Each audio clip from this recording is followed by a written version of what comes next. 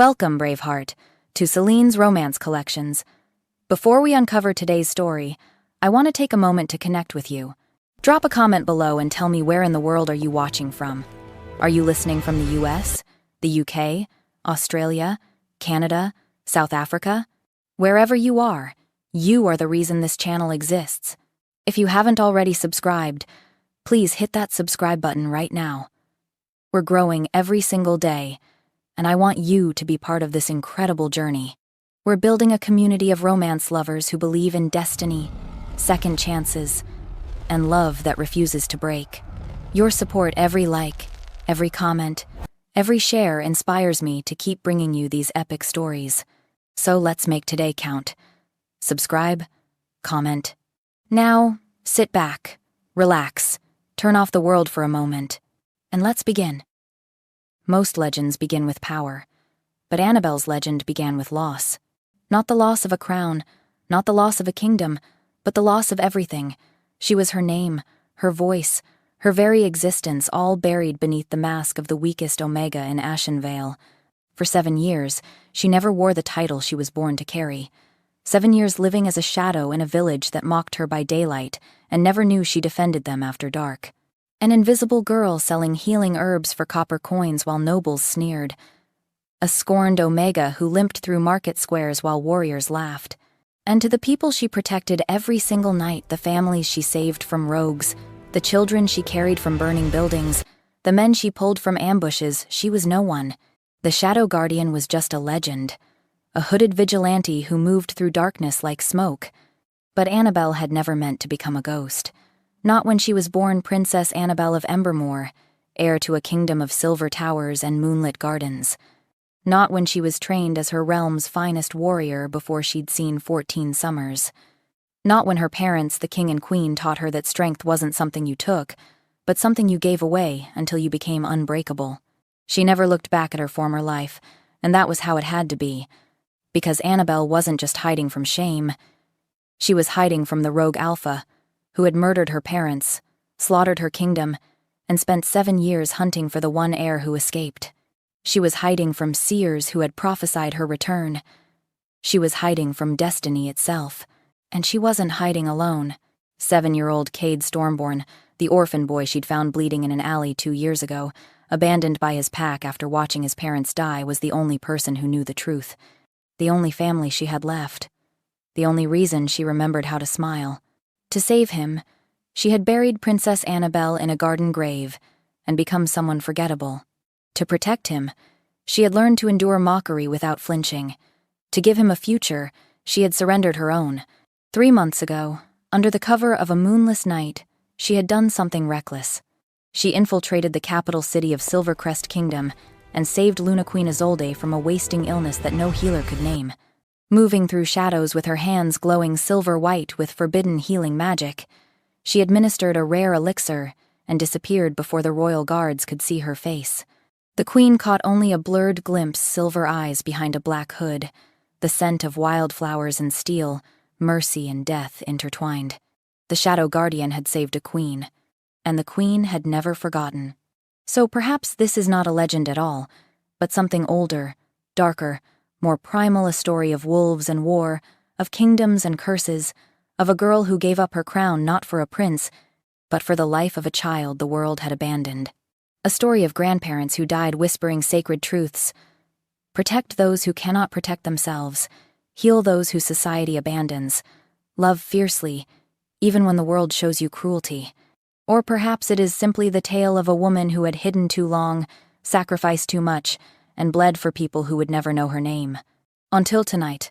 Until a dying stranger crashed through the forest behind her cottage and collapsed face first into her moonflower garden, his royal armor torn and bloodied, his back shredded by claws, and his chest bearing the unmistakable crest of Silverest, a silver wolf beneath twin moons. Until she looked into his fading golden eyes, and her wolf screamed the word that would destroy everything she'd built. Mate.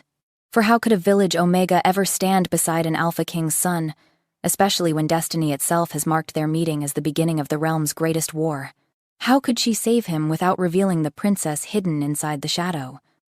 Chapter 1. Blood and Moonflowers. Moonlight spilled like liquid silver across Annabelle's cottage garden, painting everything in shades of pearl and shadow. In its ethereal glow, the moonflower beds shimmered delicate white blooms that opened only under the full moon's gaze, their petals luminous as captured starlight. Annabelle moved silently between the carefully tended rows, her fingers gentle as she tied back climbing vines and checked the yarrow root harvest she'd dried on wooden racks. 7 years of midnight gardening had taught her patience, had taught her that the best healing herbs grew in darkness and were gathered in silence. She wore her night clothes, a simple gray dress that blended with shadows, her long dark hair braided and pinned beneath a dark scarf. Not the black hooded cloak of the Shadow Guardian. Not tonight. Tonight was meant for rest, for healing, for pretending that peace was possible. Inside the cottage, young Cade slept exhausted after helping her grind medicinal herbs all evening. His small form curled beneath wool blankets on the cot near the hearth, his breathing deep and even. Safe. Protected. Everything she had sacrificed for. Just a few more years, she thought, deadheading a spent bloom. Just until he's old enough to defend himself. Until he understands what he is. What he's meant to become. The breeze shifted, carrying the distant sound of something she'd been dreading for weeks, war drums from the southern territories. Faint, growing closer each night. Veyron Bloodfang was moving his army. Annabelle's fingers tightened around the garden shears. She'd known this day would come. Known that the rogue Alpha who had destroyed Embermore 7 years ago wouldn't stop until he'd conquered every kingdom in the realm. Silverest was next. And after Silverest fell, he would sweep through the smaller territories, places like Ashenvale, like a forest fire consuming dry grass. But that wasn't her war anymore. She'd fought her war at 14 and lost everything. Now she protected one small village, one small boy, and asked for nothing more than to be forgotten. A sound shattered the night's stillness. Not the war drums. Something closer. Immediate. Wrong. Crashing through underbrush. The snap of breaking branches. Someone running with desperate dying speed through the forest behind her cottage. Annabelle dropped the shears and spun toward the sound, her hand automatically reaching for the dagger she kept strapped to her thigh even when tending gardens. Her senses sharpened, her wolf rising just beneath her skin, reading the night for threats. The crashing grew louder. Closer. And then, a figure burst from the tree line. A man, tall and broad-shouldered, wearing torn armor that gleamed red and silver in the moonlight. He staggered forward 3 steps, his movements jerky and uncoordinated, the movements of someone operating on pure will when their body has already surrendered. Blood. There was so much blood. It covered him. Soaked his black shirt beneath the armor. Dripped from slashes across his back that revealed white bone through shredded muscle. Coated his hands as he pressed them uselessly against a stomach wound that should have killed him hours ago.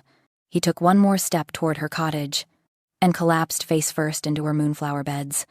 For a heartbeat, Annabelle couldn't move, couldn't breathe. Her mind catalogued impossible details with trained precision. Royal armor. Silverest design. Silver inlay work too expensive for anyone below nobility. Claw marks.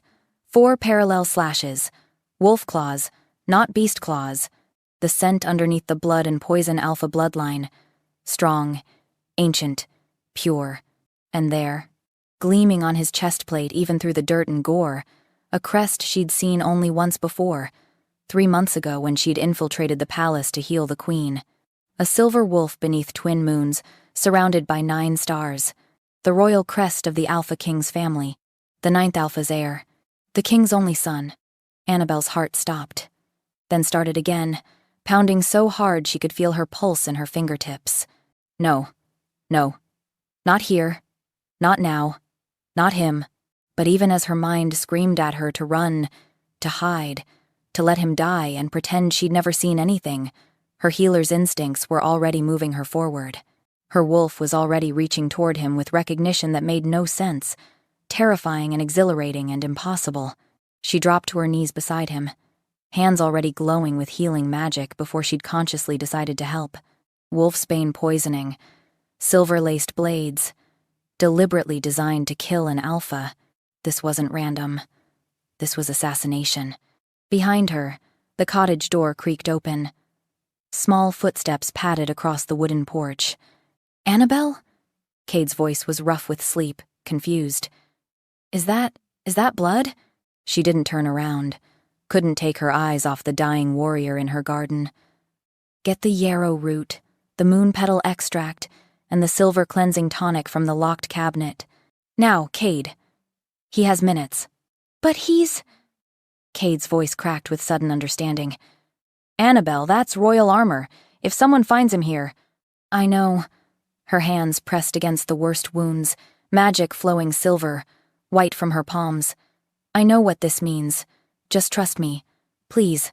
She heard him hesitate, heard the fear in his silence, then heard him run back inside. Annabelle's healing magic poured into the stranger, the ninth Alpha's heir, though she refused to let herself think his name, refused to make this personal. The wolfsbane was insidious, threading through his veins like liquid night, reaching toward his heart to stop it permanently. Too much. Too strong. Whoever did this wanted to make absolutely certain he died. But they hadn't counted on him finding a healer who'd been trained by Embermore's finest physicians before the kingdom fell. They hadn't counted on him collapsing in the garden of a woman who possessed healing magic so rare that the Luna Queen herself had recognized its signature. As Annabelle's power fought the poison, something else happened. The warrior's eyes fluttered open. Holt met Silver. Wolf recognized Wolf. And the mate bond, the legendary, impossible, divine connection that the moon goddess forged between two souls before they were even born, snapped into place with the force of lightning striking the same tree twice. "No. No, no, no. You." His voice was barely a whisper, rough as gravel, but his golden eyes focused on her face with startling intensity for someone who should already be dead. "I know. You're sent." Annabelle's hands faltered. "Impossible. We've never met. I was careful at the palace. I moved through shadows. I was hidden. You're the one." His hand moved, slow as sleep, reaching up to touch her face with blood-slick fingers. "Who saved?" "My mother." "Oh, gods. Oh, no." He'd been there. That night in the royal gardens when she'd harvested wolfsbane for her vigilante work. He'd been walking in the gardens with his advisor, and she'd hidden in the topiary shadows, and his wolf had been restless, searching for something he couldn't name. He'd smelled her then, remembered her scent, and he'd just recognized her now. "Annabelle!" Cade ran back out with the supplies, his small hands shaking as he shoved bottles at her. "The rogues there are rogues in the forest. I can hear them. They're hunting for something. They're hunting for him. They're making sure he's dead. They're coming here." Somewhere deep in the Bloodwood Forest, Annabelle knew she knew with the certainty of someone who'd watched kingdoms burn that rogue Alpha Veyron Bloodfang smiled as he sharpened his claws. The heir was supposed to be dead. The kingdom would fall. And tomorrow at dawn the war would begin. But the Shadow Guardian had other plans. The dying warrior's golden eyes held hers, and even through the haze of poison and pain, she saw recognition there, saw the mate bond flaring bright enough to burn. Saw the questions he couldn't ask because unconsciousness was pulling him under again. Beside her, Cade whispered the question that would change 7 kingdoms forever. "Annabelle, if we save him, does that mean we have to leave?" Her hands never stopped glowing, never stopped fighting the poison that wanted to steal away the stranger who was somehow, impossibly, the mate her wolf had been crying for across 7 years of hiding. "Yes, little brother." Her voice was steady despite her racing heart. Despite the sound of rogues crashing through the forest, despite the terrifying recognition in those golden eyes, it means we finally stop hiding. She met the warrior's fading gaze, watching consciousness slip away even as her magic anchored his life to the physical world. "I know who you are, Tiberius Ironheart. Ninth Alpha's heir, the king's legendary warrior son. The Manseers prophesied would stand beside Embermore's lost princess when Shadow and Silver finally united. I know this is a trap. I know saving you means revealing myself. I know Bloodfang orchestrated this entire thing to draw me out of hiding, and I'm going to save you anyway. It means," Annabelle continued, her silver eyes blazing bright enough to rival the full moon overhead, "we finally go home. But to understand how a scorned Omega became the only thing standing between a dying prince and the war that would devour 7 kingdoms, to understand why a little boy with prophetic dreams and a woman with a crown buried in ashes would risk everything for a stranger, you must first understand what they were running from. You must understand the night Embermore fell. Chapter 2. The Poisoned Heir. "Cade, help me!" Annabelle's command cut through the night air like a blade. "We need to get him inside. Now." The 7-year-old boy didn't hesitate. Despite his small size, Cade moved with the efficiency of someone who'd done this before, someone who'd helped drag wounded rogues and bleeding villagers to safety during the Shadow Guardian's midnight patrols. Together, they hooked their arms under Tiberius's shoulders and hauled him toward the cottage. He was impossibly heavy, dead weight wrapped in blood-soaked armor. His head lolled against Annabelle's shoulder, and she caught another wave of his scent, pine and steel, and something wilder, something that made her wolf keen with desperate recognition. "Not now. Focus. He's dying." They dragged him through the doorway, his boots scraping across the wooden threshold, leaving dark smears behind. Annabelle's modest cottage with its herb-drying racks, its simple hearth, its single room divided by threadbare curtains, had never been meant to harbor royalty, had never been meant to become the site where a kingdom's fate would be decided. But the moon goddess clearly had other plans. "The table!"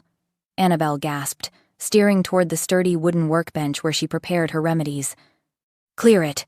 Everything off." Cade swept bottles and dried herbs aside with ruthless efficiency. Glass shattered, precious supplies scattered across the floor. None of it mattered. Nothing mattered, except the man whose life was measured in minutes now, not hours. They heaved Tiberius onto the table with a final surge of strength. His armor clanged against the wood. His head turned to the side, revealing the strong line of his jaw, the sharp angles of his face, features that would have been beautiful if they weren't gray with approaching death. Annabelle's hands were already glowing before she'd consciously summoned her power. Silver-white light emanated from her palms, bright enough to cast dancing shadows across the cottage walls. This was the forbidden healing magic her grandmother had taught her, the ancient technique that marked her as Embermore's royal bloodline, the gift that had saved a Luna queen 3 months ago and would now save the queen's son, if she was fast enough. "The wolfsbane is in his bloodstream." Annabelle's voice was steady despite her racing heart. Her hands pressed against the worst wound, the stomach injury that still leaked blood despite her earlier efforts in the garden. "If I don't purge it in the next 10 minutes, it will reach his heart and kill him." Cade moved to her side, small hands already reaching for supplies with practiced precision. "What do you need?" "The moon petal extract. 3 drops directly into the wound, then the silver cleansing tonic, half the vial, and bring me clean water and cloth. We need to expose the injuries properly." While Cade worked, Annabelle closed her eyes and let her healing magic sink deeper. This was the dangerous part, the part she'd been taught to use only in the most desperate circumstances. Because when you channeled this much power into another person, the connection didn't just flow one way. Their minds touched, and his memories flooded into hers. Tiberius Ironheart riding through a mountain pass at dusk, his elite guard of 12 warriors surrounding him. A diplomatic mission to negotiate with Bloodfang before war became inevitable. His father's final words echoing in his mind. "Bring us peace, son, or bring us warning." The ambush erupting from nowhere, 50 assassins dropping from the cliffs above, more emerging from the trees. Not random rogues, trained killers, Bloodfang's personal executioners. His men dying in the first 30 seconds. Throats torn out, hearts pierced, no chance to even draw weapons. Tiberius's wolf exploding to the surface with primal fury, his sword singing as it carved through enemy after enemy, blood spraying across stone, bodies falling, 10 assassins, 20, 30, fighting like a man possessed because he knew this was a trap, designed specifically to kill him, knew his father would lose his only heir, knew the kingdom would fall without him. 43 assassins dead by his blade and claws before the wolfsbane-laced silver finally found its mark. A dagger between his ribs, another across his back, poison flooding his system faster than his healing could fight it. And standing at the edge of the massacre, watching with ancient, hungry eyes, Veyron Bloodfang, the rogue alpha who'd burned kingdoms and murdered kings. His scarred face split in a cruel smile. "Run, little prince. Bloodfang's voice echoed in the memory. Run as far as your dying legs will carry you. I want them to find your corpse in some forgotten corner of the realm. I want them to know that not even the 9th Alpha's heir can escape me. Tiberius running, bleeding, dying. His wolf screaming that something waited ahead. Something important, something essential, something that smelled of wildflowers and steel and salvation. Annabelle gasped as she broke the connection, her healing magic surging with new urgency. She'd seen it, seen everything, seen Bloodfang's face, the monster from her nightmares made flesh and memory. He orchestrated this. He let Tiberius escape just far enough to die somewhere convenient, somewhere that would demoralize Silverest, somewhere that would prove no one was safe. But Bloodfang didn't count on me being here, didn't count on his dying prince finding the one person in the realm who could save him, unless he did. Unless this entire thing was designed to draw her out of hiding. The thought made her hands tremble, but she forced them steady. Conspiracy theories could wait. Right now, the 9th Alpha's heir was dying on her kitchen table, and that was the only truth that mattered. Annabelle. Cade's voice was small, worried. Your hands are shaking. I'm fine. She wasn't fine. Every time her skin touched Tiberius's, every time her magic flowed into him, the mate bond pulsed between them like a living thing. Electric. Undeniable. Impossible to ignore. Her wolf howled with joy and recognition. Mate. Finally. Ours. Claim him. Mark him. He's ours. No. Annabelle crushed the instinct with vicious determination. I can't have a mate. Not while my grandparents' final mission remains unfinished. Not while Bloodfang still breathes. Not while Cade needs me to be focused, clear-headed, safe. A mate was a weakness, a liability, a way for enemies to destroy you by destroying the person you loved most.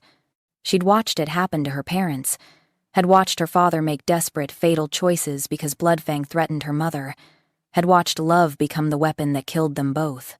I won't make the same mistake. I won't. You. I know you're sent. Annabelle's eyes snapped open. Tiberius's golden gaze had focused on her face with startling intensity for someone who should be unconscious. His hand moved, slow and weak, reaching up to touch her cheek with blood-slick fingers. How? She froze, her healing magic stuttering. You shouldn't be awake. The pain alone. You're the one. His voice was barely a whisper, rough as crushed stone, but there was certainty in it. Recognition. Who saved my mother? No. Oh gods, no. He remembered. That night in the gardens 3 months ago when she'd been harvesting wolfsbane. When he'd walked with his advisor and his wolf had been restless, searching. When she'd hidden in the topiary shadows and held her breath while he passed within 5 feet of her position. He'd scented her then, and he'd just recognized her now. Rest. Annabelle pressed him back down as gently as she could. You're delirious. The wolfsbane. Not delirious. His golden eyes held hers with the intensity of someone fighting unconsciousness through sheer will. I've been searching for that scent. For 3 months. My wolf wouldn't let me forget. Then his eyes rolled back, and darkness claimed him again. Annabelle sat frozen, her hands still glowing against his chest, her mind racing. He's been looking for me. The Shadow Guardian. He knew someone saved his mother and he's been searching. Annabelle.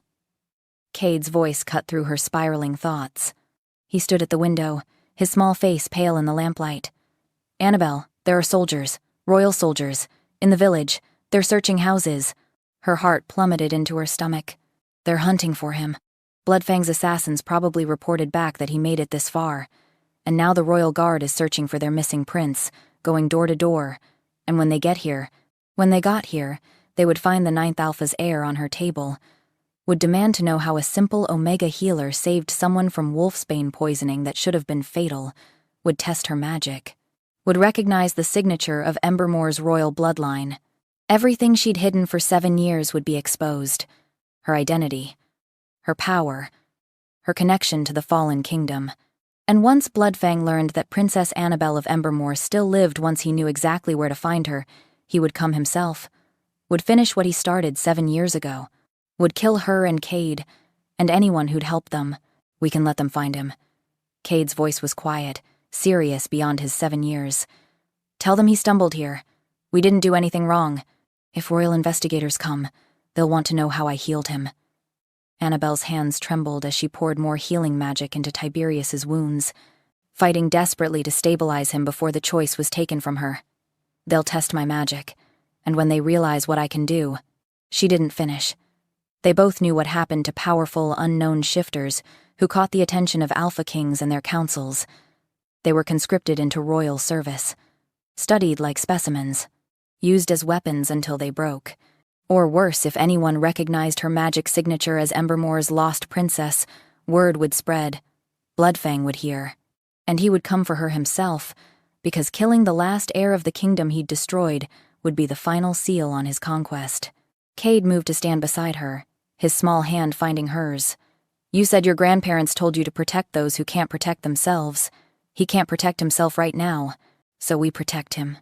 Annabelle looked down at the boy, this orphan she'd saved, this child who'd become her brother, her family, her reason for surviving. Even if it means leaving everything behind? We've left everything behind before. Cade's brown eyes were steady, certain. We can do it again. Together. The heavy knock at the door made them both jump. Open up! The voice outside was commanding, used to being obeyed. Royal Guard of Silverest, we're searching for the Alpha King's son. Annabelle's gaze swept from Cade to Tiberius to the door. 3 heartbeats to make a choice that would determine the fate of kingdoms. She could hide. Could shove Tiberius under blankets and pretend to be a frightened Omega who'd seen nothing. Could let the guards search and find nothing and move on. Could preserve her anonymity for another day, another year, another lifetime of hiding. Or she could do what her grandparents had taught her. Could protect someone who couldn't protect himself. Could step into the light after 7 years of shadows and accept whatever consequences came. Her hands stopped glowing. The healing was complete enough. Tiberius would live through the next hour, at least. The rest would depend on what happened in the next 5 minutes. Annabelle stood. Her eyes flashed silver bright, not the dull gray of an Omega, but the molten silver of Embermore's royal bloodline. When she spoke, her voice carried command that made even Cade shiver with surprise. Then we give them what they're looking for. She grabbed her black cloak from its hook by the door, the Shadow Guardian's uniform that she'd worn for 7 years while protecting a village that scorned her. She threw it around her shoulders with practiced ease, the hood falling back to reveal her face. And she opened the door. 5 royal guards stood on her doorstep, weapons drawn, wearing the silver and red of Silverest's elite forces. They saw a small Omega woman in a tattered gray dress, a child behind her clutching a blood-stained cloth, a modest cottage that smelled of herbs and poverty. Nothing threatening, nothing remarkable, until Annabelle's scent hit them. Pack warrior training, battle magic, ancient bloodlines, power that shouldn't exist in a forgotten village, power that shouldn't exist in an Omega body, power that made their wolves whine and flatten their ears in instinctive submission. The head guard, a scarred veteran with commander's braids, took an involuntary step backward. His hand tightened on his sword hilt. His eyes widened as they swept over her, reassessing everything. You. His voice was shock and confusion and dawning realization. What are you? Annabelle met his gaze without flinching, without fear. For the first time in 7 years, she let them see exactly what she was. Let them see the queen hiding inside the Omega, the warrior disguised as a victim, the last heir of Embermore standing in a forgotten cottage garden with moonlight in her hair and royal magic glowing in her eyes. I'm the one who's going to save your prince. Her voice was steel wrapped in silk, command wrapped in courtesy. Now get out of my way. Chapter 3. The journey begins. The headguard's wolf pressed against his skin, whining in confusion.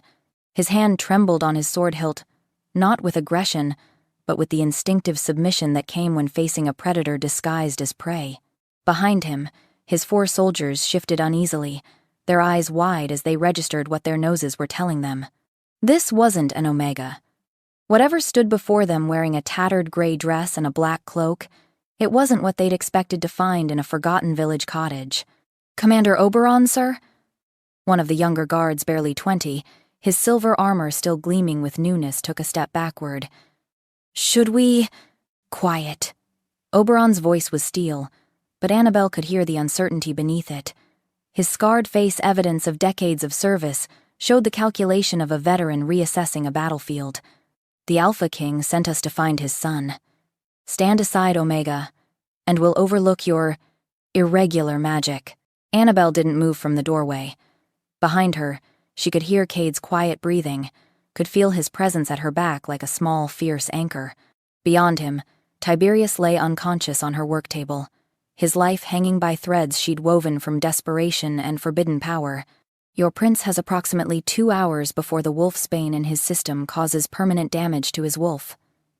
Her voice was ice wrapped in silk, the tone her mother had used when addressing foreign ambassadors who tested her patience. "I've stabilized him, but moving him without my continued healing will kill him. So here's what's going to happen. I'm coming with you to Silverest. The boy comes too. And we don't stop until your prince is breathing properly again." Oberon's jaw tightened.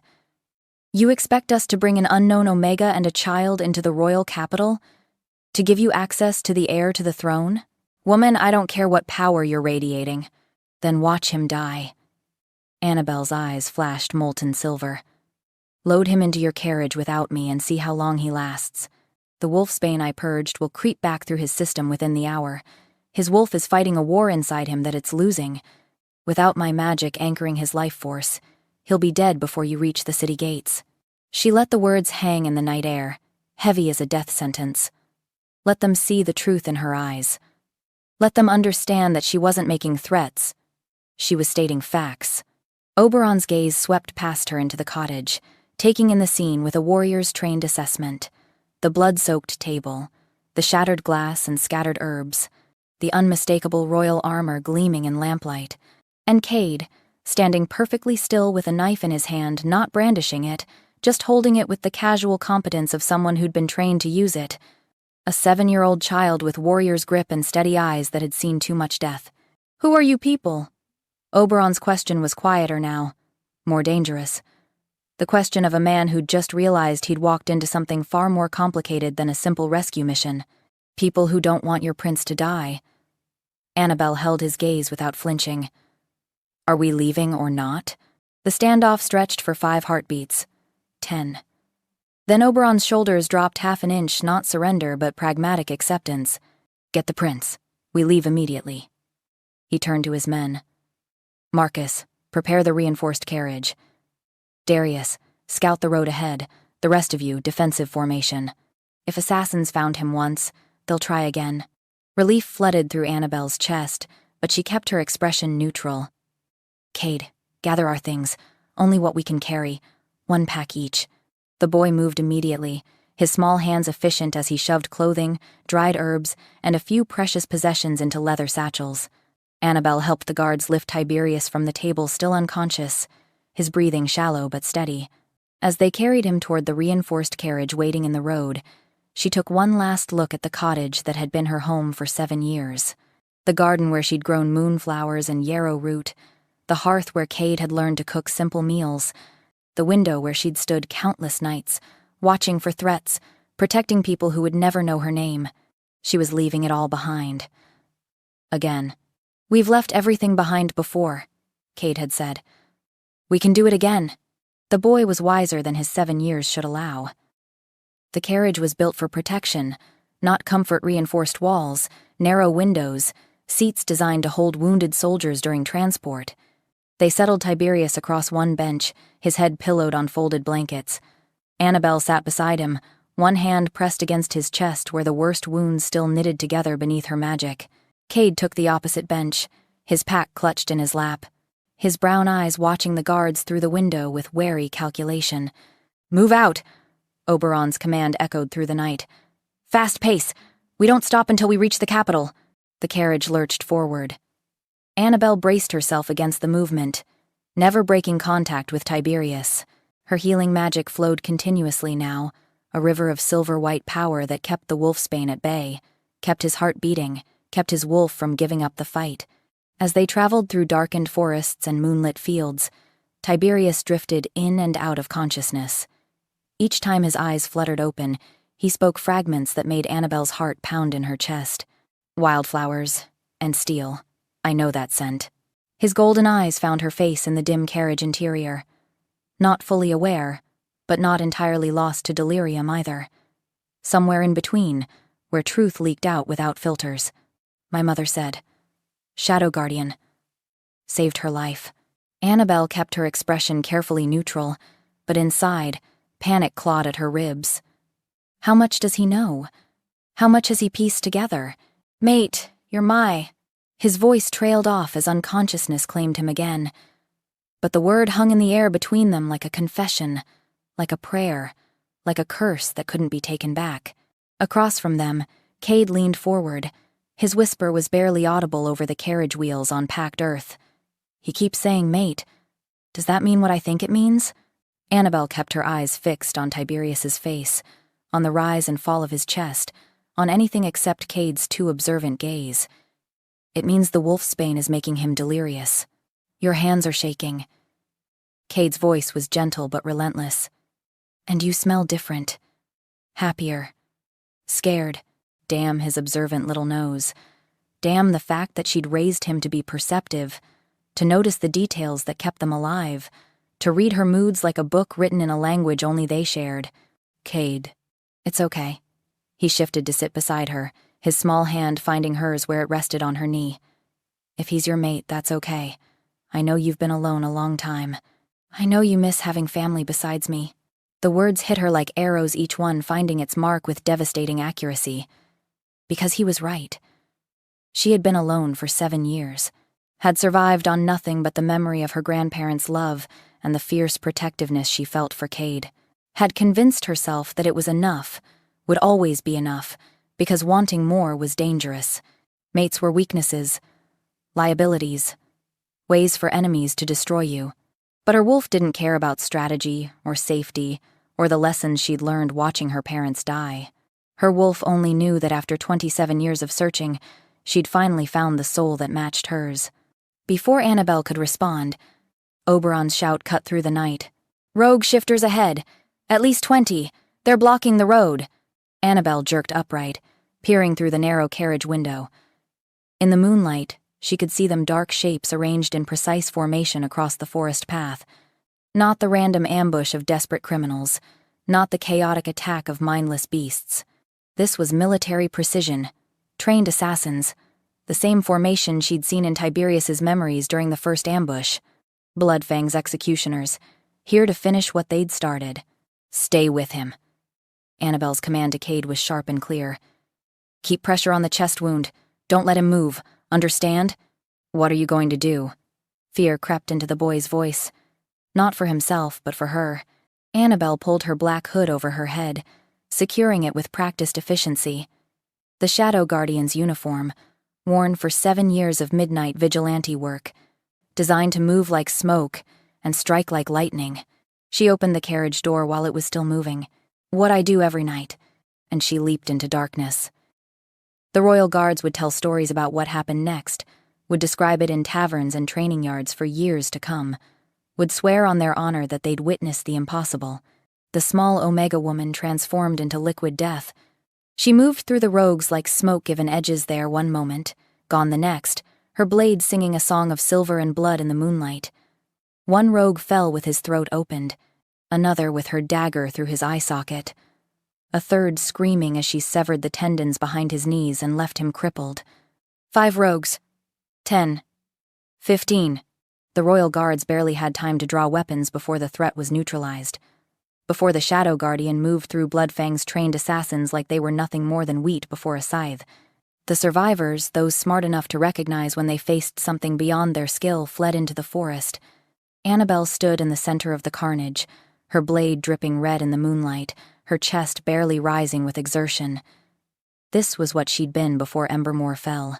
Before she'd hidden herself in an Omega's skin. Before she'd learned to flinch and limp and keep her eyes down. This was the warrior princess her parents had raised. The weapon her kingdom had forged. And for the first time in 7 years, she'd let someone see it. You're... Oberon's voice was stunned disbelief as he rode closer, his horse dancing nervously around the bodies. You're the Shadow Guardian. the vigilante from Ashenvale. Annabelle cleaned her blade on a dead rogue's shirt with casual efficiency. Among other things, the story said the guardian was a man, a warrior, people see what they expect to see, commander. She sheathed her dagger and turned back toward the carriage, where Cade's pale face watched from the window. Now, unless you want more of Bloodfang's assassins finding us, I suggest we keep moving. As they resumed travel faster now, the guards, rattled by what they'd witnessed, Oberon rode alongside the carriage. His eyes studied Annabelle through the window with new understanding, new calculation. That fighting style, his voice was careful, probing. I've only seen it once before, in ancient texts about the Embermore Royal Guard. Annabelle's blood ran cold, but she kept her expression neutral, bored even. Then you read too many old books. Embermore fell 7 years ago. Their princess disappeared. Some say she died with the kingdom. Others say she escaped. Fascinating. Annabelle's tone suggested it was anything but. Is there a point to this history lesson, Commander? Oberon opened his mouth to respond, but Tiberius's voice, stronger now, clearer, cut through the conversation. You're healing me. Annabelle's attention snapped to the wounded prince. His golden eyes were focused, aware, tracking her face with an intensity that made her skin prickle. This wasn't delirium. This was complete, terrifying consciousness. Yes. Why? The simple question carried layers of meaning. Why save an enemy's son? Why risk exposure? Why care whether an Alpha King's heir lives or dies? Annabelle met his gaze steadily, refusing to look away first. Because letting you die would start a war that kills thousands. A faint smile tugged at Tiberius's lips despite the pain he must be feeling. Practical, I like that. Then his expression grew serious, and his voice dropped lower, intimate, despite Cade and the guards listening. But that's not the only reason. I don't know what I can feel it. His hand moved slowly, deliberately, until his fingers wrapped around hers where they rested on his chest. The bond. You feel it too. The mate bond pulsed between them like lightning contained in flesh. Annabelle tried to pull away, but his grip was surprisingly strong for someone who'd been dying 2 hours ago. What I feel is irrelevant. You're the 9th Alpha's heir. I'm the woman who saved my mother's life 3 months ago. Tiberius's golden eyes held hers with the fierce certainty of someone who'd spent months searching for answers. The woman who just slaughtered 20 assassins to protect me. The woman whose scent has haunted my dreams since the night I stood in the royal gardens and smelled wildflowers and steel. Annabelle's breath caught. He was there. That night when she'd hidden in the topiary shadows, when he'd walked past with his advisor discussing marriage alliances, when his wolf had been restless, he'd been searching for her. For 3 months, the 9th Alpha's heir had been hunting for the shadow guardian who'd saved his mother, and now he'd found her. Before Annabelle could form a response, horns sounded in the distance. Deep, resonant, terrible, the war horns of an army on the move. Oberon's face went pale in the moonlight. That's the Bloodfang army's signal. They're attacking. Attacking what? Cade's voice was small, frightened. Everything. Oberon's hand tightened on his reins. Every village between here and Silverest. It started. Annabelle looked at Tiberius, at the mate her wolf recognized, at the prince who'd been searching for her, at the heir whose death or survival would determine the fate of kingdoms. Then at Cade, at the brother she'd saved, at the child she'd died to protect, at the prophesied guardian who didn't yet understand his own destiny. Then at the horizon where smoke was beginning to rise, painting the night sky with the colors of burning villages. The war had begun, and she was carrying the only man who might be able to stop it. Tiberius's grip on her wrist tightened. When he spoke, his voice carried the command of someone born to rule, even flat on his back in a moving carriage. If we're going to survive this, if we're going to save my kingdom, I need to know who you really are. I'm no one. The lie tasted like ash on Annabelle's tongue. A village healer, an Omega. You're a liar. No cruelty in the words, just certainty, just the recognition of someone who saw through every mask she wore. But you're my liar, and I'm going to figure out every secret you're hiding. His thumb brushed across the inside of her wrist, right over the pulse point, where her heartbeat betrayed every emotion she tried to hide. And the mate bond flared so bright between them, that for one terrifying, exhilarating moment, the entire world disappeared. There was only gold meeting silver, only wolf recognizing wolf, only the beginning of something that would either save 7 kingdoms or destroy them all. Chapter 4. The Queen's Recognition. Dawn broke over Silverest like a wound bleeding gold across the horizon.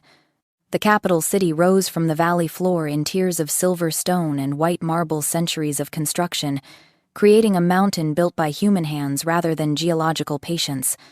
The palace crowned the summit, its towers catching the first rays of morning light and throwing them back at the sky like a challenge to the gods themselves. It should have been beautiful. Would have been beautiful if not for the smoke. Black columns rose from the southern territories, staining the sunrise with evidence of burning villages. Bloodfang's army had begun its march. While Annabelle had fought to save one man's life, hundreds, maybe thousands, had lost theirs. The carriage slowed as they approached the palace gates. Annabelle kept her hand pressed against Tiberius's chest, her healing magic flowing continuously despite the exhaustion pulling at her bones. She'd been channeling power for hours without rest, without food, without anything but the desperate need to keep him alive. Beside her, Tiberius watched her face with those unsettling golden eyes. He'd stopped drifting in and out of consciousness an hour ago. Now he was fully aware, fully present, and studying her like she was a puzzle he intended to solve. Across from them, Cade had fallen asleep finally, his small body curled in the corner of the bench, his face peaceful in a way that made Annabelle's chest ache. 7 years old, and he'd already seen more death than most warriors witnessed in a lifetime. I should have kept him away from this. Should have hidden him better. Should have... Stop. Tiberius's voice was quiet but firm. Whatever you're blaming yourself for, stop. You don't know what I'm thinking. Your scent changes when you're anxious. Gets sharper. Like steel being honed. His thumb brushed across the back of her hand where it rested on his chest. And you keep looking at the boy like you're afraid someone's going to take him from you. Annabelle pulled her hand away, or tried to. Tiberius's fingers closed around her wrist with surprising strength. Don't. Not a command. A request. The bond. It helps.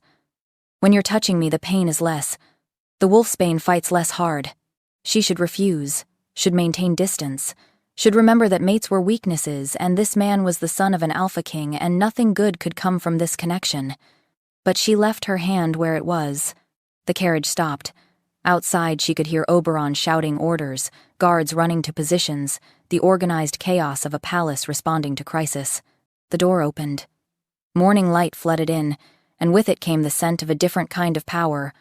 Older, deeper, the accumulated authority of bloodlines that had ruled for centuries. Alpha King Magnus Ironheart stood at the base of the palace steps.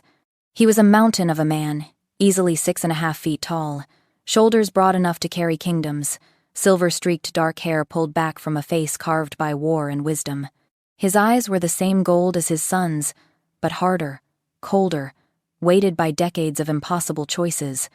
Behind him stood Luna Queen Isolde, elegant where he was imposing, graceful where he was powerful. Her silver blonde hair was woven with pearls and moonstone. Her blue eyes were sharp as winter ice, missing nothing. Tiberius tried to stand. Annabelle helped him, her arm around his waist, taking more of his weight than she should be able to lift. Together they emerged from the carriage into the dawnlight. My son. Magnus's voice broke on the second word, 2 syllables carrying more emotion than Annabelle had expected from an alpha king. My son. Father! Tiberius struggled to straighten, to stand without support, to be the warrior prince his reputation demanded. I'm sorry. I failed the mission. Bloodfang, you're alive. That's all that matters. Magnus crossed the distance in 3 strides and pulled Tiberius into an embrace that was both gentle and desperate, the hug of a father who'd believed his child was dead. Everything else can be rebuilt, renegotiated, revenged, but you cannot be replaced. Over Tiberius's shoulder, Magnus's golden gaze found Annabelle, assessed her in a single sweep that saw too much, understood too much. And I'm told we have you to thank for that, Omega. The title sounded wrong in his mouth, like he was testing it, tasting the lie, waiting to see how she'd respond. Annabelle inclined her head, not quite a bow, but acknowledgement. I did what anyone would do, Your Majesty. Commander Oberon's report suggests otherwise. Magnus released his son but kept one hand on Tiberius's shoulder, anchoring him. He says you healed wounds that should have been fatal, that you fought off 20 of Bloodfang's assassins, that you did things no Omega should be capable of. Before Annabelle could respond, Isolde moved forward. The Luna Queen's eyes had been fixed on her since she'd emerged from the carriage. Now, as she drew closer, Isolde went rigid. Her nostrils flared. Her hand flew to her chest as if struck by an invisible blade. "It's you," the whispered words carried across the palace courtyard with the weight of revelation. Everyone turned to look at the Queen Magnus, the guards, the council members who'd assembled to greet their returning prince. "Isolde." Magnus's voice held concern and confusion in equal measure. "What? Wildflowers and steel. Mercy and death." Tears formed in Isolde's eyes as she stepped closer to Annabelle, close enough to touch, close enough to confirm what her senses were screaming. "I could never forget." She turned to address the assembled crowd, her voice ringing with certainty. "This is the Shadow Guardian who saved my life." The courtyard erupted in whispers. Heads turned, eyes widened. The legendary Shadow Guardian, the vigilante who'd been hunted for months, whose identity had remained a mystery, whose very existence some doubted revealed as a small woman in a tattered gray dress. Impossible. Yet the Luna Queen herself confirmed it. Councilmember Thorne, a thin man with calculating eyes and expensive robes, stepped forward. "Your Majesty, with respect, we've searched for this vigilante for months, sent our best trackers. Surely you must be mistaken. I would stake my crown on it." Isolde's voice was steel wrapped in silk. She took Annabelle's hands in hers, tears streaming freely now. "I sent you that letter. The Queen remembers. Did you receive it?" Annabelle's mouth was dry. Every instinct screamed at her to run, to hide, to deny everything. But Kate had climbed out of the carriage and stood at her back, and Tiberius was beside her, and there was nowhere left to run. "I did, Your Majesty." "Then you know I've been searching for you. To thank you properly. To offer you a place in my court." Magnus's hand fell from Tiberius's shoulder as he processed this information. If this woman truly has such healing gifts and combat skill, we need her now more than ever. Bloodfang's army. I know about Bloodfang's army. Annabelle's voice hardened despite her best efforts to remain neutral. "I've known about it for 7 years." The way she said, 7 years, made several people exchange glances. 7 years ago was when a gasp cut through the whispers. From the edge of the crowd, an ancient woman moved forward with a gnarled walking stick. Courtier Alara, blind eyes milky white, her face creased with a century of visions, her presence carrying the weight of prophecy itself. Silver eyes. The old woman's voice trembled with awe and recognition. "The prophecy. The lost heir returns when shadow and silver unite." Annabelle's heart dropped into her stomach. No. No, not this. Not now. Magnus turned to the seer, his expression sharpening. "What are you talking about, Alara?" The old woman moved closer, her blind eyes somehow focusing directly on Annabelle's face. 7 years ago, the night Embermore fell, I saw a vision. The lost princess would return when the realm faced its darkest hour. She would walk beside the 9th Alpha's heir, his fated mate. Together they would... "I'm not a princess." Annabelle cut her off sharply, desperately. "I'm an Omega herbalist from Ashenvale." Alara smiled, the knowing smile of someone who saw through every lie, every mask, every desperate attempt at deception. "Then why do you carry the scent of Embermore's royal gardens? Why does your magic signature match the lost princess's exactly?" Before Annabelle could form a response, Cade stepped in front of her, small but fierce, his brown eyes blazing with protective fury. "Leave her alone. She saved your prince. She doesn't have to be anything else." Isolde's expression softened as she looked at the boy. "And who is this brave young warrior?" Annabelle's hand found Cade's shoulder, pulling him back against her side. "My brother. Where I go, he goes." Magnus opened his mouth to speak, but a commotion at the palace gates cut him off. A rider on a lathered horse burst through, his armor dented and bloodied, his face pale with exhaustion and terror. "Your Majesty!" The The messenger half fell from his saddle, staggering toward Magnus. "Bloodfang's forces have taken the southern watchtower. They're moving toward the capital. We have maybe 2 days before—" He collapsed mid-sentence, revealing arrow wounds in his back that he'd been hiding. The shafts protruded between his shoulder blades, a death sentence delivered on a timer. Healers rushed forward, but everyone knew it was too late.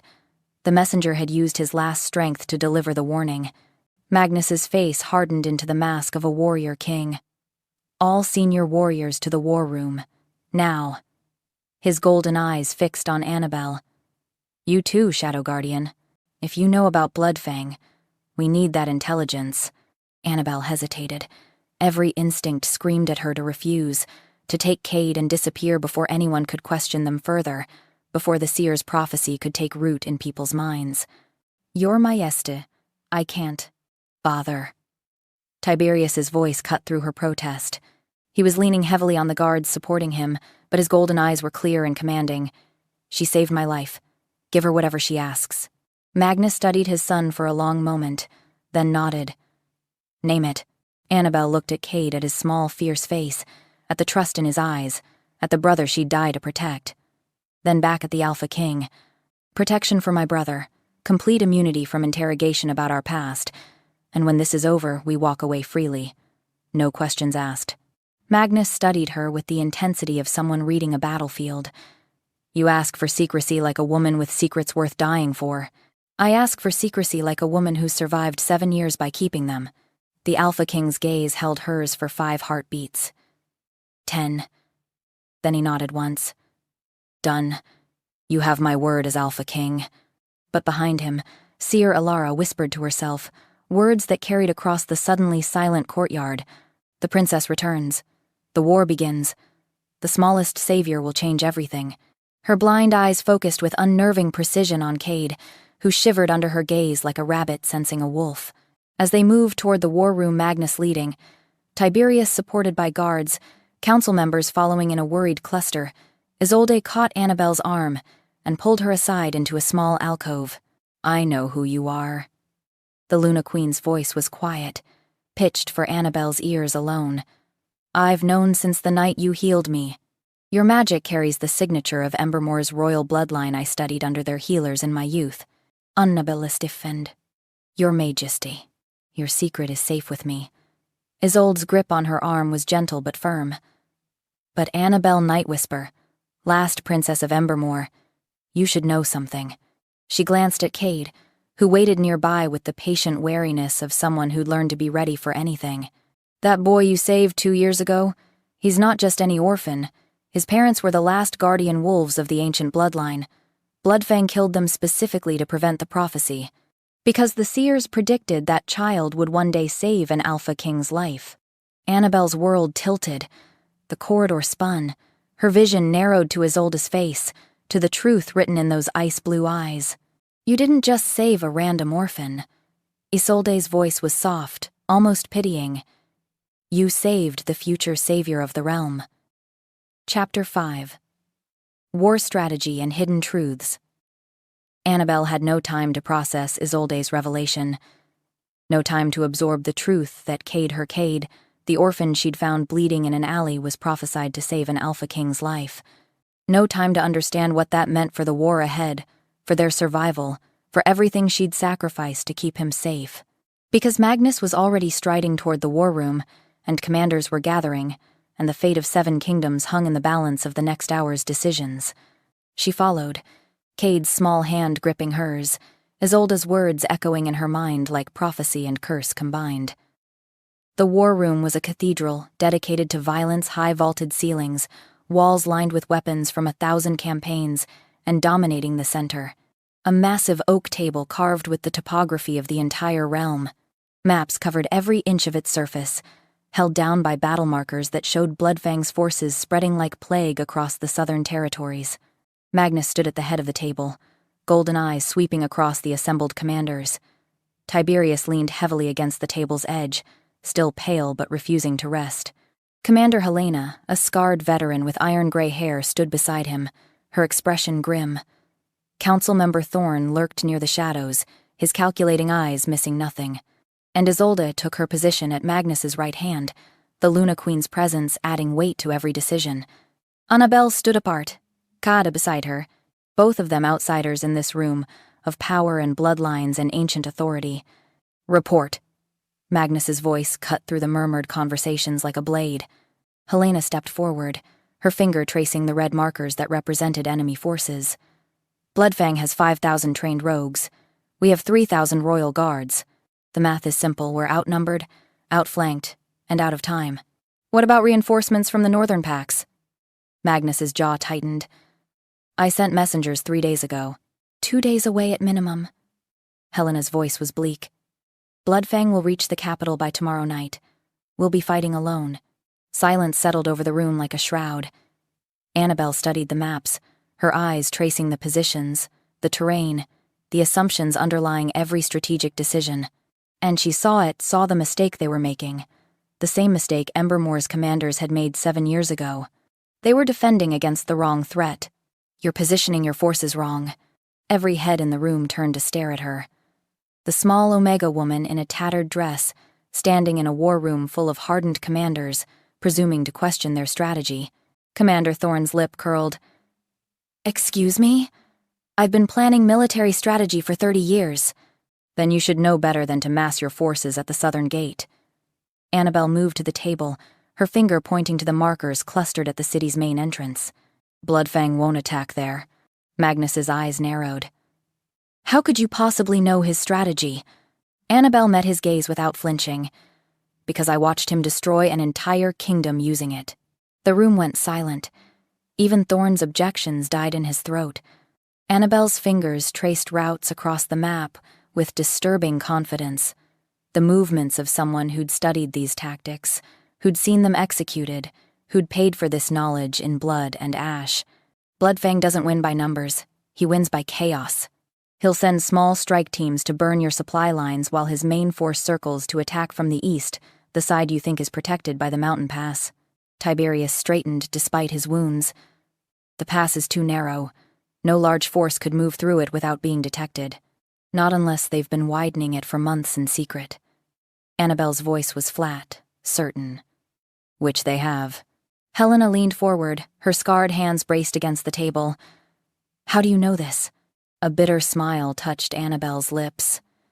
"Because he used the exact same strategy 7 years ago. While everyone defended Embermore's main gates, he attacked from the supposedly impossible mountain route.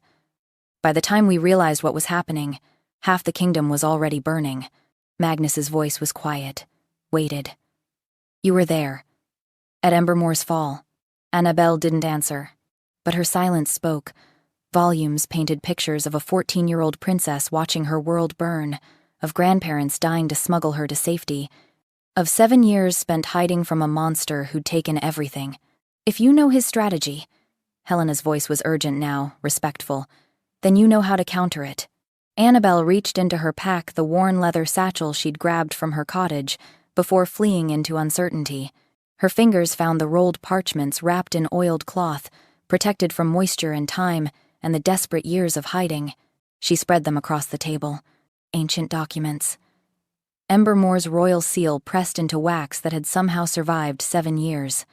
Maps and tactics and counter-strategies written in elegant script by commanders who'd been dead for nearly a decade. These are Embermore's final war strategies. Her voice was steady despite the emotion threatening to choke her. "My grandparents died protecting them. They contain the only counter-tactics that work against Bloodfang's army." Tiberius reached out, his fingers tracing the seal with recognition that made Annabelle's stomach drop. "These are authentic royal documents. Where did you—" She watched realization dawn across his face. Watched the pieces fall into place. Watched him understand what she'd been hiding since the moment he'd collapsed in her garden. "You're her." His golden eyes met hers with the certainty of someone who'd just solved an impossible puzzle. "You're Princess Annabelle." The room erupted. Guards moved to positions, hands falling to weapons. Council members backed away, whispers spreading like wildfire. Someone shouted for Seer Alara. Thorne's face twisted with shock and calculation in equal measure. Annabelle stood perfectly still in the center of the chaos. A cornered wolf showing no fear. A queen who'd learned to survive by hiding, now forced into the light by necessity and fate. Yes. Her voice cut through the commotion like a bell. I'm the last heir of Embermore. Bloodfang murdered my parents when I was 14. My grandparents smuggled me out during the final burning. I've been hiding for 7 years. She turned to face Magnus directly, her silver eyes blazing with the desperate courage of someone who had nothing left to lose. And now I'm offering you the only chance you have to defeat the man who destroyed my kingdom. Are you going to accept my help, or waste time with politics while your realm burns? Magnus raised one hand. The gesture was small, but absolute authority radiated from it. The room fell silent. Guards stopped moving. Council members stopped whispering. Every eye focused on the Alpha King, Princess Annabelle of Embermore. He bowed. Actually bowed his spine, bending forward in a gesture of respect that made the entire room gasp. An Alpha King bowing to a refugee, to an Omega, to a woman who'd arrived at his palace covered in his son's blood. You've saved my son, revealed your identity to help my kingdom, and offered knowledge that might save thousands of lives. Magnus straightened, his golden eyes holding hers with fierce respect. Your secrets are safe here, and your strategic knowledge is now our most valuable weapon. Relief flooded through Annabelle's chest so powerfully she had to lock her knees to keep standing. Then we have work to do. For the next hour, Annabelle transformed from refugee to commander. She outlined a comprehensive counter-strategy drawn from the ancient scrolls and 7 years of studying Bloodfang's patterns from hiding. Her fingers traced defensive formations across the maps. Here and here, positions that appear weak but are actually traps. When Bloodfang's advance forces hit them, they'll think we're collapsing. They'll push forward, and we'll have hidden archers in the buildings on either side. Helena's eyes lit with understanding. A killing box. Exactly. Annabelle moved to the eastern section of the map. And here the mountain pass. We position our strongest forces here, not at the southern gate. When Bloodfang's main army comes through, we'll be waiting. Specialized teams to sabotage their supply lines before they can burn ours, Magnus added, following her logic. Hit them while they're spread thin, and psychological warfare. Annabelle's smile was sharp as broken glass. Bloodfang's rogues follow him because they believe he's invincible. We need to break that illusion. Show them he can bleed. Despite his injuries, Tiberius leaned forward, his hands braced on the table beside hers. I know that terrain better than anyone. Let me lead the eastern defense.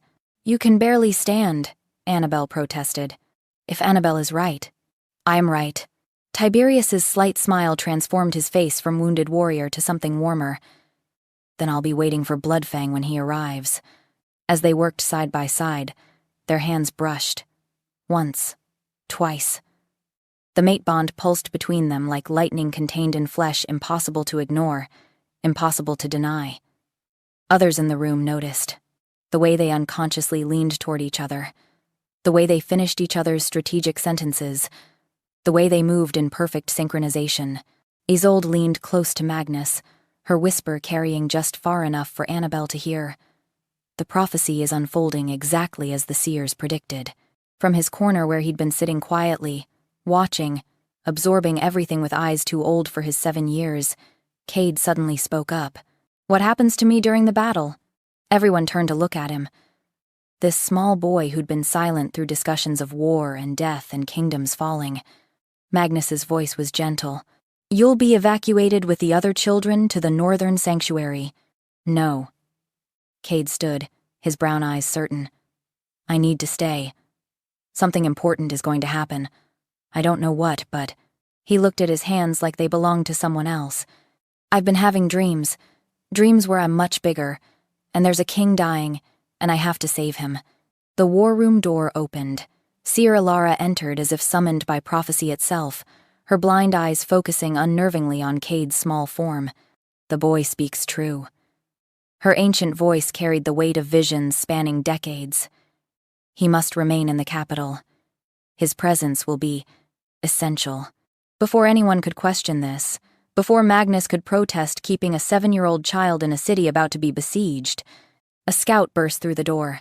His face was pale, his armor splattered with mud and blood from hard riding.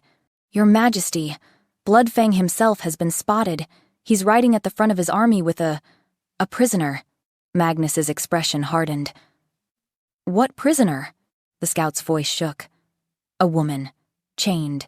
He's parading her through the burned villages, and he's sending a message. He handed over a blood-stained parchment. Magnus unrolled it, his jaw tightening as he read. Then he spoke the words aloud, his voice flat with controlled fury. To the false kings of the realm, return the lost princess of Embermore, or watch as I burn every village, slaughter every child, and mount the Alpha King's head on my throne. You have until tomorrow's sunset. Veyron Bloodfang. Every eye in the room turned to Annabelle. The blood drained from her face as understanding crashed over her like a wave. Bloodfang knew, had known all along. The ambush on Tiberius hadn't been about killing the 9th Alpha's heir, it had been about flushing her out of hiding. He'd let Tiberius escape just far enough to reach her, had counted on her being unable to let him die, had predicted she would save him, reveal herself, and walk straight into Silverest. Every choice she'd made had been part of his plan. He's been hunting me from the moment I saved Tiberius. Her voice was hollow. This entire thing, it was all a trap, to draw me out, to force me into the open. Tiberius's hand found hers. Then we give him what he wants. What? We give him you. His golden eyes blazed with fierce determination. But not the way he expects, not as a sacrifice, as the weapon that destroys him. Annabelle looked around the room at Magnus, at Isolde, at Helena and the commanders, at Cade, whose prophetic dreams promised something impossible, at Tiberius, whose mate bond pulsed between them like a heartbeat. 7 years she'd spent hiding. 7 years running from the monster who'd destroyed her kingdom. Tomorrow she would face him, and one way or another, it would end. Chapter 6. The Assassin's Infiltration. The palace transformed into a fortress within minutes. Guards tripled at every entrance, their silver armor gleaming in torchlight as they took defensive positions. Archers lined the walls. Barriers were erected across strategic corridors. The Alpha King's palace, normally a place of courtly elegance and political maneuvering, became what it was always meant to be, a castle prepared for siege. Annabelle was escorted to the guest wing by 6 armed guards. Not roughly, but firmly. Whether for her protection or to prevent her escape, she couldn't tell. The room they gave her was luxurious silk curtains in deep burgundy, a 4-poster bed carved from dark wood, windows that overlooked the city below. Under any other circumstances, it would have been a gift, a princess reclaiming her station, a refugee given sanctuary. But the guards stationed outside her door, the locks that clicked into place, the way Commander Oberon's eyes had lingered on her with something between respect and wariness, it all made the luxury feel like a gilded cage. Cade sat on the edge of the bed, his small legs swinging, his brown eyes tracking her as she paced the length of the room like a caged wolf. Are you going to surrender yourself to save them? Annabelle stopped mid-stride. What? No, Cade. Because you would. His voice was quiet, serious, weighted with the kind of wisdom that came from watching someone you loved make impossible choices over and over again. You've always protected everyone else, even when it costs you everything. The truth in his words stung because he was right. 7 years of sacrificing her safety, her identity, her future, all to protect others. First, her grandparents' legacy, then Cade himself, then the villagers of Ashenvale who'd mocked her by day while she bled for them at night, and now an entire kingdom that she barely knew, led by a king she'd just met, because the alternative was letting Bloodfang win. I'm not going to surrender. Annabelle crossed to the bed and sat beside him, pulling him against her side. I didn't survive 7 years of hiding just to hand myself over to the monster who destroyed my family. Cade leaned into her embrace, but his eyes were still worried. Then what are you going to do? Before she could answer, a knock sounded at the door. Not the heavy pound of guards, but something gentler, more personal. Come in. The door opened. Tiberius entered, moving with far more ease than he had hours ago. Her healing magic had worked, his color was better, his breathing steady, the death pallor gone from his skin. He'd changed into clean clothes, black trousers and a dark blue shirt that brought out the gold in his eyes. He looked like what he was, a prince, an heir, someone born to command kingdoms, and he was looking at her like she was the only person in the world who mattered. We need to talk. Annabelle stood, her hand falling automatically to where her dagger should be, but the guards had confiscated her weapons when they'd brought her here. About? About the fact that you're planning to sacrifice yourself to Bloodfang. I'm not. Don't lie to me. Tiberius crossed the room in 3 strides, closing the distance between them with predatory grace. I can feel your thoughts through the mate bond. Every strategy you're running includes you as bait. Annabelle's heart hammered against her ribs. The bond isn't complete. You're imagining. Stop running from this. From us. His voice dropped lower, more intimate, more dangerous. You've been running since the moment I collapsed in your garden. Since the moment you touched me and felt what I am to you. There is no us. The words felt like lies even as she spoke them. You're a prince. I'm a refugee. Once this war is over, I'm claiming you as my mate before the entire realm. Tiberius's hand cupped her face, his thumb brushing across her cheekbone with devastating gentleness. And I don't care if you're a princess or an Omega or the moon goddess herself. You're mine. The raw possession in his voice made her wolf purr with satisfaction, made every instinct scream at her to lean into his touch, to accept the bond, to stop fighting what the universe had decided 7 years before either of them understood what it meant. But accepting meant vulnerability, meant giving Bloodfang another weapon to use against her, meant loving someone in a world where everyone she loved died screaming, Tiberius. Someone's coming. Cade's voice cut through the tension like a blade. He'd moved to the window, his small body tense, his nose pressed against the glass. Someone. Wrong. Annabelle's training kicked in instantly. She moved to Cade's side, her eyes scanning the courtyard below. A servant approached the guest wing gray uniform, head down, carrying a tray of food. Nothing unusual, except the servant's movements were too calculated, too smooth. The walk of someone who'd trained for combat, not someone who'd spent years carrying trays and folding linens. Assassin. Annabelle's voice was flat, certain. She turned to Tiberius. Do you have a weapon? He pulled a dagger from his boot. Always armed. Always prepared. He handed it to her hilt first, then drew a second blade for himself. Cade, get behind the bed. Stay low. Don't come out until we say. The boy moved immediately, his trust in them absolute, despite the fear in his eyes.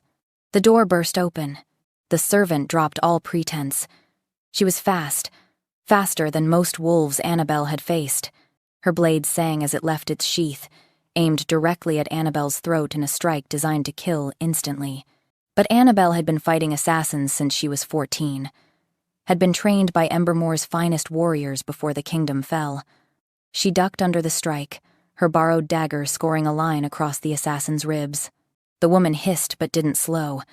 She spun, her blade weaving patterns in the air, trying to drive Annabelle back, to separate her from Tiberius, to isolate and execute. But the mate bond had other ideas. Tiberius moved in perfect synchronization with Annabelle. When she ducked left, he struck right. When she feinted high, he swept low. They'd never trained together, never fought side by side, but the bond made them move like dancers who'd rehearsed for years. The assassin realized her mistake too late. Annabelle's blade found her kidney. Tiberius's found her heart. They struck simultaneously, their movements so perfectly timed that both blades pierced flesh in the same heartbeat. The assassin fell, blood pooling beneath her body, her eyes already glazing with approaching death. But she was laughing. Too late. Her voice was wet, bubbling. Already inside, going for the king. Bloodfang sends his regards. Annabelle's blood turned to ice. It's a diversion. She was sent to distract us while... Father. Tiberius was already moving, already sprinting toward the door. They ran. Through corridors lined with tapestries and torches, past startled guards who shouted questions they didn't stop to answer. Downstairs carved from white marble that their boots struck like war drums. Too slow. They were too slow. They burst through the throne room doors to find Nightmare made manifest. Magnus Ironheart stood in the center of his throne room, surrounded by 5 of Bloodfang's elite assassins. His royal guards lay dead or dying around him, poisoned, from the foam at their mouths and the convulsions that racked their bodies. Commander Helena fought desperately near the dais, her sword red with enemy blood, but 3 assassins had her pinned. And Magnus himself, the Alpha King, the mountain of a man who'd ruled for decades, bore multiple wounds, claw marks across his chest, a dagger wound in his shoulder, blood streaming from a cut above his eye that painted half his face crimson. But he was still fighting, still standing, still the warrior king who'd forged a realm through strength and will. "Father!" Tiberius's roar echoed off the vaulted ceiling. They crashed into the battle like a storm-given flesh. Annabelle took the first assassin with brutal efficiency, her blade, finding the soft spot beneath his jaw, driving up into his brain. The second lunged at her. She caught his wrist, twisted until bones snapped, and opened his throat with a backhand strike. Tiberius fought like his namesake, the ancient emperors who'd conquered continents. His blade sang through the air, each strike precise, each movement economical. He gutted the third assassin with a strike so fast, the man didn't realize he was dead until his intestines hit the floor. Two more emerged from the shadows behind Magnus's throne. And then, the throne room doors exploded inward.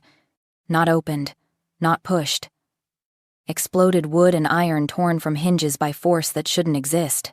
A roar shook the very stones of the palace, deeper than thunder, older than mountains.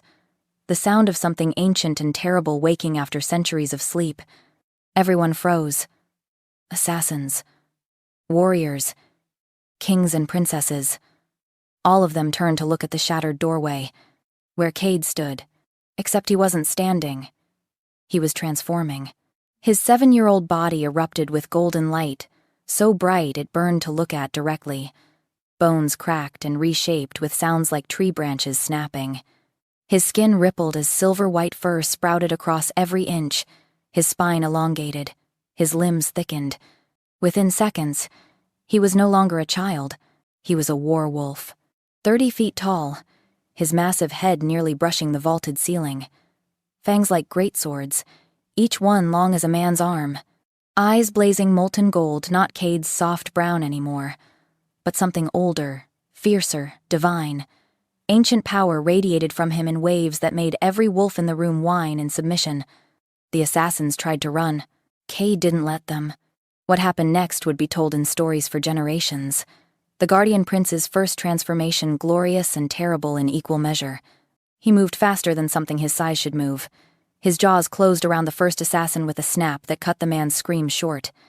The second died when claws that could rend castle walls swiped through armor and flesh like paper. The remaining assassins scattered, but there was nowhere to hide from 30 feet of divine vengeance. Within seconds, all 5 were dead. The throne room fell silent, except for the sound of labored breathing and the drip of blood on marble. Cade turned. His massive werewolf form radiated power and protection and something that felt like the moon goddess herself watching through his eyes. He looked at Magnus, who'd collapsed against his throne, blood pooling beneath him from too many wounds. And then Cade shifted. The transformation reversed faster than it had come. Bones reshaping, fur receding, the massive form collapsing back into the small body of a 7-year-old boy, naked, exhausted, tears streaming down his face. But he caught Magnus before the Alpha King could fall. His small arms wrapped around the massive man's shoulders, taking weight he shouldn't be able to hold. "Don't die." Cade's voice broke on the words. "Please don't die. I just found a family. I can't lose anyone else." Magnus's hand rose slowly, trembling, to touch the boy's face. His golden eyes held wonder and recognition and something like peace. "The prophecy." His voice was barely a whisper. "You're the guardian." His eyes closed, and Cade screamed. The sound tore from his throat, part human anguish, part wolf howl, part something older that made the palace foundations shudder. It was the cry of a child who'd lost too much, the howl of a guardian who'd found his purpose, the roar of something ancient recognizing its own. Annabelle ran to them, her hands already glowing with healing magic. But she could see, could feel that Magnus's wounds were catastrophic. Wolfsbane on the blades, poison in his system, blood loss that no ordinary healing could reverse. The Alpha King was dying, and the boy who'd just saved his life was breaking apart in her arms. Chapter 7. The Battle of Silverest. Cade's scream transformed into something else. Not a child's cry of anguish, not even a wolf's howl of grief. Something older, deeper, more primal, the sound of divine fury given voice. Windows shattered across the throne room, cracks spider-webbed through marble columns, tapestries tore from their hangings as the very air vibrated with power. And Cade transformed again. His second shift in minutes, something that should have been impossible, something that would kill most adult wolves. But the golden light erupted from his small body with even more intensity than before. Bones cracked and reformed. Silver-white fur exploded across his skin. Within heartbeats, the werewolf stood in the throne room again, 30 feet of ancient vengeance made manifest. He looked at Annabelle once. Those molten gold eyes held recognition, held love, held goodbye. Then he exploded through the throne room wall, not through the doors, through the actual stone wall, and disappeared into the chaos beyond. Annabelle's healing hands pressed against Magnus's chest, her magic fighting desperately to stabilize the Alpha King, but she could hear it starting outside. The war horns, the battle cries, the clash of steel, and the screams of the dying. Bloodfang's army had arrived. From the shattered throne room wall, Annabelle could see both fronts of the battle unfolding. To the east, exactly as she'd predicted, Bloodfang's main force poured through the widened mountain pass, thousands of rogues flooding down the slopes like a plague made flesh. And waiting for them, Tiberius's forces, positioned precisely where she'd told them to be. The trap was sprung. Arrows fell like deadly rain. Hidden warriors emerged from concealed positions. But Bloodfang had added a new element to his strategy. A suicide rush directly at the palace, hundreds of rogues throwing themselves at the walls with no regard for their own survival. They carried siege ladders, battering rams, explosives stolen from mining operations. They didn't need to win. They just needed to breach the defenses long enough for the main army to overwhelm the eastern position. It was brilliant, brutal, exactly what she should have expected from a monster who'd conquered kingdoms. "Your Majesty, we need to move you." A healer knelt beside Magnus, her hands glowing with her own healing magic, but it wasn't enough. Not for wolfsbane poisoning this severe.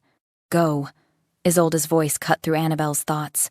The Luna Queen stood at her side, her elegant face streaked with her husband's blood. "Fight beside your mate. I'll use my Luna magic to keep my husband alive until you return."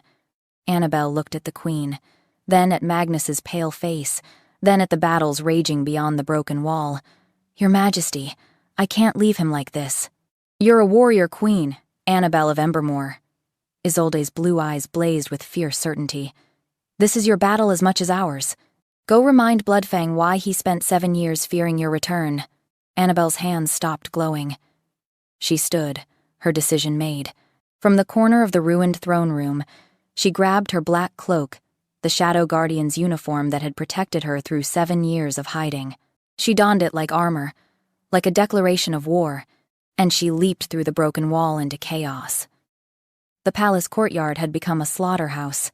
Rogues poured over the walls like ants, their weapons crude but effective. Palace guards fought desperately, silver armor painted red, their formations breaking under the sheer weight of numbers. Citizens who'd sought sanctuary inside the palace grounds screamed and ran. Children cried for parents who would never answer. Annabelle hit the ground in a roll, came up running, her blade already in her hand. The first rogue died before he realized she was there, her dagger through his kidney, twisting, pulling free. The second managed to scream before she opened his throat. The third, fourth, fifth fell in a blur of movement that looked like smoke-given edges. She fought her way through the courtyard, every strike precise, every movement economical. This was what she'd been before Embermore fell, before she'd learned to limp and flinch and hide. This was the warrior princess her parents had raised, and she was magnificent. Rogues fell before her like wheat before a scythe. She moved through them with deadly grace, working her way toward the eastern front where Tiberius fought, where the mate bond pulled at her heart like a compass pointing home. But something was wrong. The rogues weren't trying to kill her anymore. They were hurting her, driving her with deliberate strikes that missed by inches, pushing her away from the main battle, toward the forest edge, toward a clearing where a figure waited. Annabelle's blood turned to ice. Veyron Bloodfang stood in human form, but there was nothing human about him. He was massive, 7 feet of scarred muscle and ancient malice. His face bore the evidence of 1,000 battles, Claw marks, burn scars, a missing chunk from his left ear. His eyes were the color of old blood, and they held the kind of madness that came from believing you were invincible, Princess Annabelle. His voice was silk over razors. You've grown since I last saw you. 14 years old, if I remember correctly, crying over your father's corpse. Cold fury flooded through Annabelle's veins, sharpening her focus, steadying her hands. I was a child then. I'm not anymore. No, now you're a fugitive playing soldier. Bloodfang circled her slowly, a predator assessing prey. Did you really think you could hide forever? Did you think I wouldn't smell Embermore's royal blood the moment you revealed yourself? You wanted me to reveal myself. Understanding crystallized. The ambush on Tiberius. I let my assassins fail to kill the prince. I wanted him to reach you. I wanted you to save him, expose yourself, come to Silverest. His smile was the most terrible thing she'd ever seen. You did exactly what I predicted. And now, the last heir of Embermore dies in the same realm I'm about to conquer. Bloodfang's claws extended black as night, sharp as obsidian. Your father begged before he died, will you? You made one mistake. Bloodfang's smile faltered. What's that? You assumed I came alone. Tiberius crashed into the clearing from the east, his sword already singing through the air. Helena and her elite guard emerged from the south, their weapons drawn, their faces set with grim determination. And from above, Cade, in full werewolf form, dropped from the trees like a silver meteor. The battle that followed would be sung about for generations. Annabelle and Tiberius fought as one, the mate bond making their movements synchronize perfectly. When she ducked, he struck. When he feinted left, she attacked right. They wove around each other like dancers performing a deadly ballet choreographed by fate itself. Helena's forces engaged Bloodfang's personal guard elite warriors who'd been hidden in the forest, waiting for this exact confrontation. Steel rang against steel. Blood sprayed across forest floor. Warriors who'd trained for decades met in brutal combat. And Cade rampaged through enemy reinforcements like divine judgment given form. His massive werewolf body moved with impossible speed. His claws tore through armor like parchment. His fangs crushed skulls with single bites. But Bloodfang was the most powerful alpha alive, for a reason. He matched them blow for blow. His claws deflected Annabelle's blade. His speed countered Tiberius's strikes. Dark magic, the forbidden kind that required blood sacrifice, shielded him from mortal wounds. When Helena's warriors tried to flank him, he tore through them like they were children. He was winning. Bloodfang's massive claw caught Tiberius across the chest, sending him flying into a tree with force that cracked the trunk. The prince crumpled, blood streaming from new wounds, struggling to rise. No! Annabelle threw herself between Bloodfang and her fallen mate, her blade raised, her body positioned to take the killing blow. Bloodfang laughed. Just like your father, dying to protect someone who can't be saved. He raised his claws for the strike that would end Princess Annabelle of Embermore forever. And then Cade hit him. The impact was like watching a mountain collide with a fortress. Bloodfang flew 50 feet through the air, crashed through 3 trees, and slammed into a boulder with force that cracked the stone. For the first time in decades, the rogue alpha looked stunned. Cade stood protectively over Annabelle and Tiberius.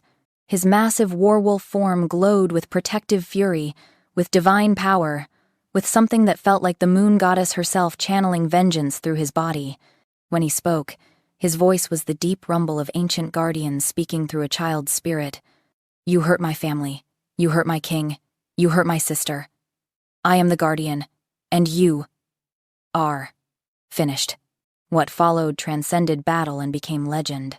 Cade exploded onto the main battlefield. His werewolf form blazed with golden light that made rogues shield their eyes. He moved through Bloodfang's army like judgment incarnate, unstoppable, inexorable, divine. 1 rogue fell. 10. 100. He didn't just fight. He ravaged, protected, defended with the kind of fury that only came from love so fierce it burned away everything else. 500 rogues tried to bring him down. They failed. Their weapons broke against his hide. Their claws couldn't pierce his fur. Their numbers meant nothing against something that the moon goddess herself had touched. 1,000 enemy wolves fell to his claws, his fangs, his unstoppable rage. Soldiers on both sides stopped fighting just to watch, to witness, to understand that they were seeing something that hadn't walked the realm in 3 centuries, a true werewolf, awakened by love and loyalty, defending his chosen king and kingdom. Bloodfang, seeing his army decimated by a 7-year-old boy transformed into a god of war, made the only choice he had left. He ran. The rogue alpha who'd conquered kingdoms, who'd never retreated, who'd believed himself invincible, turned and fled into the forest like prey running from a predator. His remaining forces broke. Some ran, others surrendered. The battle that should have destroyed Silverest ended in minutes because of one small boy who loved too fiercely to let his family die. As the last enemy wolf threw down his weapons in surrender, Cade returned to where Annabelle knelt beside Tiberius. The werewolf form began to shimmer, to shrink, to transform back into the small boy who'd started this night, crying over a dying king. He shifted mid-stride, his massive body collapsing back into 7-year-old limbs, naked skin, soft brown hair. Did I save them? His voice was barely a whisper as he collapsed into Annabelle's arms. Tears streamed down her face as she held him. You saved everyone, little brother. You saved the whole kingdom. Cade smiled, pure, beautiful, exhausted. And then his eyes rolled back. His small body went limp in her arms, all the strength that had animated it suddenly gone.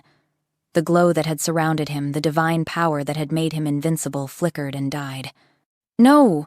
No, no, no! Annabelle's healing magic flared desperately, her hands pressing against his chest, searching for his heartbeat. It was there. Faint. Fading. Like a candle guttering in wind. Healers! Her scream echoed across the battlefield. I need healers now! But deep down, she knew. The power Cade had channeled, the werewolf transformation that should have belonged to a fully grown warrior, not a 7-year-old child, had taken everything he had to give. His sacrifice had saved thousands. But it might cost him everything. Chapter 8. The Guardian's Price. The royal healing chambers had become a tomb for the living. Cade lay motionless on a bed draped in white silk, his small body dwarfed by the massive mattress meant for wounded warriors twice his size. Candles burned at every corner, hundreds of them, their flames steady and bright, as if light alone could anchor his fading spirit to the physical world. Every healer in Silverest had tried, master physicians who'd studied for decades, herb women who knew remedies passed down through generations, even visiting healers from neighboring territories who'd heard of the Guardian Prince's transformation and rushed to help. Every spell, every medicine, every prayer, nothing worked. The head royal healer, a woman with silver-threaded hair and gentle hands that had saved countless lives, stood at the foot of Cade's bed.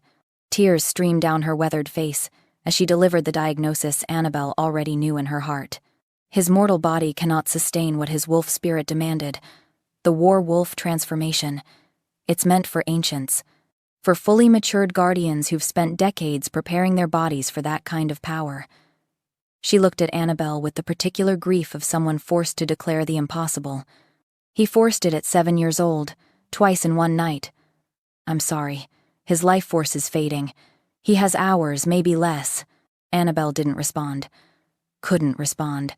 Her hands pressed against Cade's chest, glowing with continuous healing magic she'd been channeling for 12 hours straight. Her own body screamed for rest, muscles trembling with exhaustion, vision blurring at the edges, lungs burning with every breath. But she didn't stop. Wouldn't stop. Annabelle. Tiberius's hand found her shoulder, warm and solid and achingly gentle. You need to rest. You're killing yourself. He saved your father. Her voice was hoarse from disuse, from the tears she'd refused to shed because crying meant accepting loss. He saved this kingdom, and I'm not going to let him die. But it was like trying to fill an ocean with a teacup. Whatever the war-wolf transformation had taken from Cade, whatever divine price he'd paid to channel power meant for ancient warriors, her healing magic alone couldn't replenish it. She was losing him. Had been losing him for 12 hours. And there was nothing she could do except watch the boy who'd become her brother, her family, her reason for surviving slip away. The chamber door opened. Isolde entered, her elegant face lined with exhaustion and worry. Behind her came Seer Alara, the ancient woman's blind eyes somehow seeing more than anyone else in the room. There is one possibility. Isolde's voice carried the weight of desperate hope. The sacred guardian healing. Annabelle's head snapped up. What is it? Alara moved closer, her gnarled walking stick tapping against marble floors. A forbidden ritual. It requires the combined power of a fated mate bond, royal bloodlines, Luna magic, and... She hesitated, as if the next words carried their own burden. The prayers of an entire kingdom. The ritual has only been performed 3 times in history. Twice it failed. What do we need? Annabelle's hands never stopped glowing, never stopped fighting for Cade's life. Tell me what we need. They moved Cade to the throne room. It took 6 guards to carry the bed carefully through corridors and downstairs, the unconscious boy's breathing so shallow that twice they stopped, certain he'd stopped breathing entirely. But Annabelle's magic kept him tethered, kept his heart beating one more time, lungs filling one more breath, spirit anchored to flesh for one more minute. Word spread through the capital like wildfire carried on divine wind. The boy who saved them all is dying. The guardian needs us now. Every citizen who could walk made their way to the palace. Mothers carrying infants, warriors still bleeding from battle wounds, merchants who'd lost everything to Bloodfang's fires, children who'd been orphaned by the war. They came in thousands, filling the throne room, spilling into the corridors, crowding the courtyards beyond. Even the prisoners, enemy soldiers who'd witnessed Cade's legendary transformation, who'd surrendered rather than face the werewolf's wrath, begged their guards to let them join the prayer. The throne room had been transformed. Cade's small bed sat at the center, surrounded by space for the ritual. Every candle in the palace burned here, creating a sea of flickering light that made the chamber feel like a cathedral dedicated to hope itself. Annabelle stood at Cade's head, her hands pressed against his temples, her healing magic flowing in a continuous stream of silver-white power. Tiberius stood at her right, his hands clasped over hers, channeling the mate bond's strength into her, anchoring her to consciousness when exhaustion threatened to drag her under. Isolde stood at her left, the Luna Queen's eyes closed in concentration as silver-bright Luna magic flowed from her palms, the special gift of those chosen to stand beside Alpha Kings, the power to heal and protect and nurture life itself. And Magnus, recovered enough to stand but still bearing bandages across his chest, knelt at Cade's feet. The Alpha King who'd been saved by a 7-year-old boy, the warrior who'd felt that small body catch him before he could fall, who'd heard those desperate words, "I just found a family. I can't lose anyone else." Outside the throne room, throughout the palace, spilling into streets still marked by battle, thousands knelt.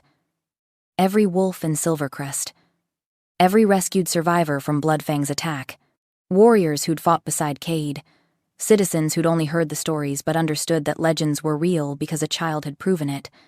Annabelle spoke the ancient words, her voice amplified by magic to reach every ear. "Moon goddess, hear your children. The smallest among us gave everything to save the greatest. He threw himself into death's jaws to protect those he loved. We ask, we beg for mercy. Return to us the guardian. Return to us the boy who loved so fiercely he transformed legends into reality."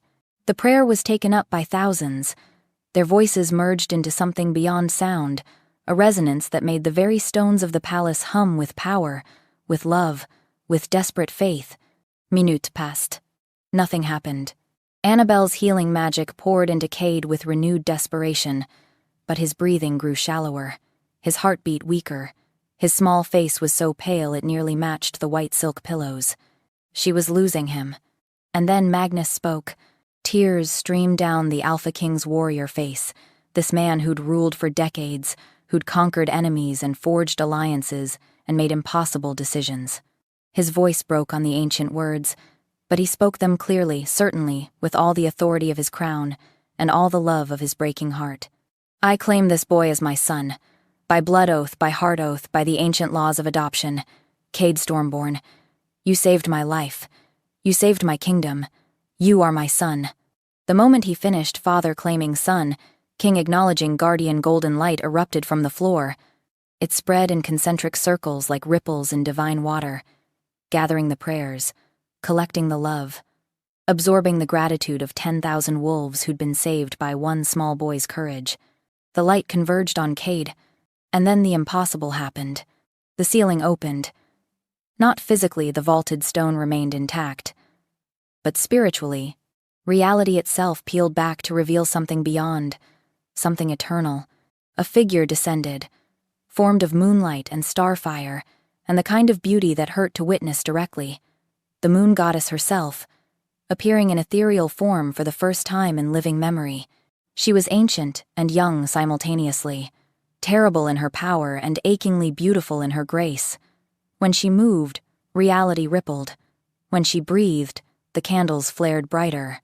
And when she spoke, her voice resonated in the bones of every wolf present. "Rise, little guardian. Your sacrifice has earned you not death, but destiny." She reached down her hands, both solid and translucent, both present and not, and placed a crown of pure starlight on Cade's forehead. The moment it touched his skin, it sank inward. Not painfully, but like it had always belonged there, waiting to be revealed. A mark remained, a silver-gold rune that glowed with its own inner light. The mark of the guardian, the symbol that marked him as chosen, as champion, as something more than mortal. "You are marked as my champion, guardian of the realm, protector of the innocent, first among warriors." The moon goddess turned to Magnus, her ageless eyes holding infinite compassion. "You have claimed him as your son, Alpha King. I claim him as my chosen. Raise him well." The light flared so bright that everyone had to shield their eyes. And then it faded. The goddess disappeared like morning mist burned away by sunrise. The throne room fell silent, and Cade's eyes fluttered open. They were different now. Still the soft brown Annabelle knew so well, but flecked throughout with permanent gold, like someone had scattered stardust through earth and soil. The mark of what he'd become. What he'd always been destined to be. Did we win? His voice was barely a whisper, hoarse and weak, but it was the most beautiful sound Annabelle had ever heard. The throne room erupted. Cheers. Howls of joy. Tears streaming down 1,000 faces. Warriors who'd faced death without flinching sobbed openly. Citizens who'd lost everything to war felt hope rekindled. Children who'd been terrified found their courage renewed. Magnus pulled Cade into a fierce embrace, this warrior king crying without shame or restraint. "We won, son. We won because of you." News spread through the capital like wildfire, blessed by divine wind. The Savior lives, the Guardian rises, the kingdom is saved. Citizens poured into the streets in celebration. Horns sounded not in warning but in triumph. Bells rang from every temple, every tower, every home that still had bells to ring. The boy who had nothing had given everything to save them all. And the realm had given him back his life, his destiny, his family. Hours later, when the celebrations had quieted to exhausted joy, and Cade slept peacefully in Magnus's arms, Annabelle found herself on a palace balcony overlooking the city. Silverest glowed with torches and bonfires. Music drifted up from the streets where people danced and sang despite exhaustion. The war was over. The Guardian lived. Tomorrow they would count the dead and mourn the fallen. But tonight was for celebrating life. Footsteps approached. She didn't need to turn to know who it was. The mate bond hummed between them like a song only they could hear. "It's over." Tiberius joined her at the railing, his hand finding hers naturally, inevitably. Bloodfang fled, his army scattered. "The war is finished." "No." Annabelle's voice was quiet but certain. "Not finished. He's still out there, still dangerous, still hunting. Then we hunt him together." Tiberius turned to face her, his golden eyes reflecting starlight and torchlight in equal measure. "As mates, as partners, as the king and queen the prophecy foretold." "I'm not," she started the denial automatically, the habit of 7 years of hiding. "You are." His hand cupped her face with devastating gentleness. "You're the lost princess who became a warrior queen, and I'm the heir who would give up his crown in a heartbeat if it meant keeping you." His thumb brushed across her cheekbone. "Stop running from your destiny, from us." This time, she didn't run. She kissed him, and the mate bond strained and tested and denied for too long, snapped into place completely, brilliantly, irreversibly. It felt like lightning and sunlight, and coming home after a lifetime of wandering. It felt like every choice she'd made had led to this moment, this man, this connection that transcended logic and fear and every reason she'd invented to protect herself. When they finally broke apart, both breathless, Tiberius smiled against her lips. "There's my queen." And for the first time in 7 years, Annabelle believed it might be true. Chapter 9. The Hunt and the Restoration. 3 days after the moon goddess saved Cade's life, the guardian prince lay propped against silk pillows in the royal chambers, surrounded by family who refused to leave his side. Magnus sat in a chair, pulled close to the bed, teaching the 8-year-old the basics of chess with infinite patience. His massive warrior's hands moved carved pieces across the board with surprising gentleness, explaining strategy in the same voice he'd once used to command armies. Isolde arrived every few hours with treats smuggled from the kitchens: honey cakes, candied fruits, warm bread with butter. She'd perch on the edge of the bed, brushing Cade's brown hair back from his forehead, the silver gold guardian's mark glowing faintly under her touch. Tiberius sprawled in the window seat, regaling Cade with exaggerated tales of past battles, making the boy laugh until his sides hurt. The mark on Cade's chest, the werewolf symbol, would pulse with faint golden light whenever he laughed, as if joy itself was healing magic. But Annabelle stood at the window, watching the city rebuild below, her silver eyes distant with thoughts that pulled her away from celebration. Tiberius noticed first. The mate bond between them hummed with her restlessness, with the darkness gathering in her mind like storm clouds. "You're planning something," he said quietly, abandoning his storytelling. Annabelle turned from the window. "Bloodfang is wounded and scattered, but he'll regroup. In 6 months, a year, he'll come back stronger, with new alliances, new armies, new strategies." Magnus looked up from the chessboard. "We'll be ready. Or we end this now." Annabelle's voice was cold with certainty. "While he's vulnerable, while his forces are broken, while he's bleeding in whatever hole he's crawled into. You want to hunt him?" Tiberius rose from the window seat, understanding dawning in his golden eyes. "I need to hunt him." Annabelle's hands clenched into fists. "For my parents, for Embermore, for every kingdom he's destroyed, for every family he's torn apart, for every orphan he's created." Her silver eyes found Cade, and her expression softened. "For every child who deserves to grow up without fearing monsters." Magnus studied her for a long moment. Then he stood, the Alpha King making a decision that would shape kingdoms. "I'll authorize an elite strike force. Small, fast, deadly." He began pacing, his strategic mind already working. "You'll have command." "I want Tiberius," Annabelle said immediately. "Combat lead," Magnus agreed. "Helena and her best warriors. And Seer Alara, she can track Bloodfang's dark magic signature." "I'm going too." Cade sat up straight in bed, brown eyes blazing with gold flecks. "No." 3 voices spoke in unison: Annabelle, Magnus, and Tiberius. Isolde placed a gentle hand on Cade's shoulder. "You saved them all once, little guardian. Now let them save you by keeping you safe." Cade's lower lip trembled, but he nodded. The mark on his forehead pulsed once the moon goddess's blessing, reminding him of his purpose. He was the guardian. Guardians protected. But guardians also knew when to trust others to fight. "I'll be here when you come back," Cade whispered, taking Annabelle's hand. "Promise you'll come back." Annabelle knelt beside the bed, pressing her forehead to his. "I promise, little brother. We have a kingdom to rebuild together." The hunt began at dawn. 7 riders left Silverest in silence: Annabelle, Tiberius, Helena, Alara, and 3 of Helena's deadliest warriors. They carried weapons blessed by Luna magic, provisions for 2 weeks, and a single-minded determination to end the threat that had haunted the realm for too long. Using Alara's visions and Annabelle's intimate knowledge of Bloodfang's patterns, 7 years of studying the monster who destroyed her world, they tracked him through 3 territories. Each destroyed village they passed fueled Annabelle's cold fury. Burned homes, mass graves, survivors with hollow eyes who flinched at sudden movements. The evidence of Bloodfang's retreat was written in blood and ash across the landscape. "He's heading east," Alara murmured on the 5th day, her blind eyes seeing what others couldn't. "Toward the old kingdoms. Toward—" She stopped so suddenly her horse reared. "What is it?" Tiberius's hand went to his sword. Alara's face had gone pale. He knows we're coming. He's waiting. This is a trap. Helena's warriors immediately began scanning the tree line, weapons drawn. But the forest remained silent. Too silent. Then we spring it carefully, Tiberius said, his tactical mind already working through scenarios. No. Annabelle's voice was ice and steel. We spring it on our terms.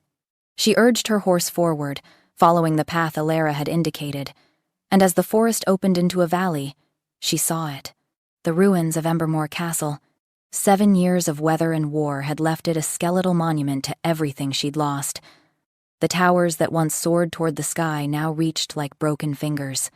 The walls that had protected generations now stood in jagged fragments. Ash and vine had claimed what fire hadn't destroyed, but the throne room, somehow preserved by dark magic or cruel fate, remained standing. And in its center, surrounded by the ghosts of Annabelle's childhood, Veyron Bloodfang waited. He looked smaller somehow, wounded. His massive frame hunched with pain from injuries that hadn't healed properly.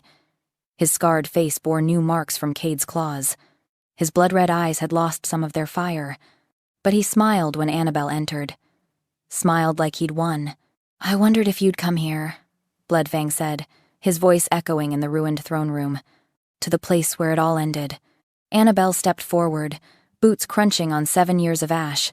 Around her, the walls held memories her father teaching her to dance on these stones, her mother laughing by that window, her younger self racing through these halls without fear.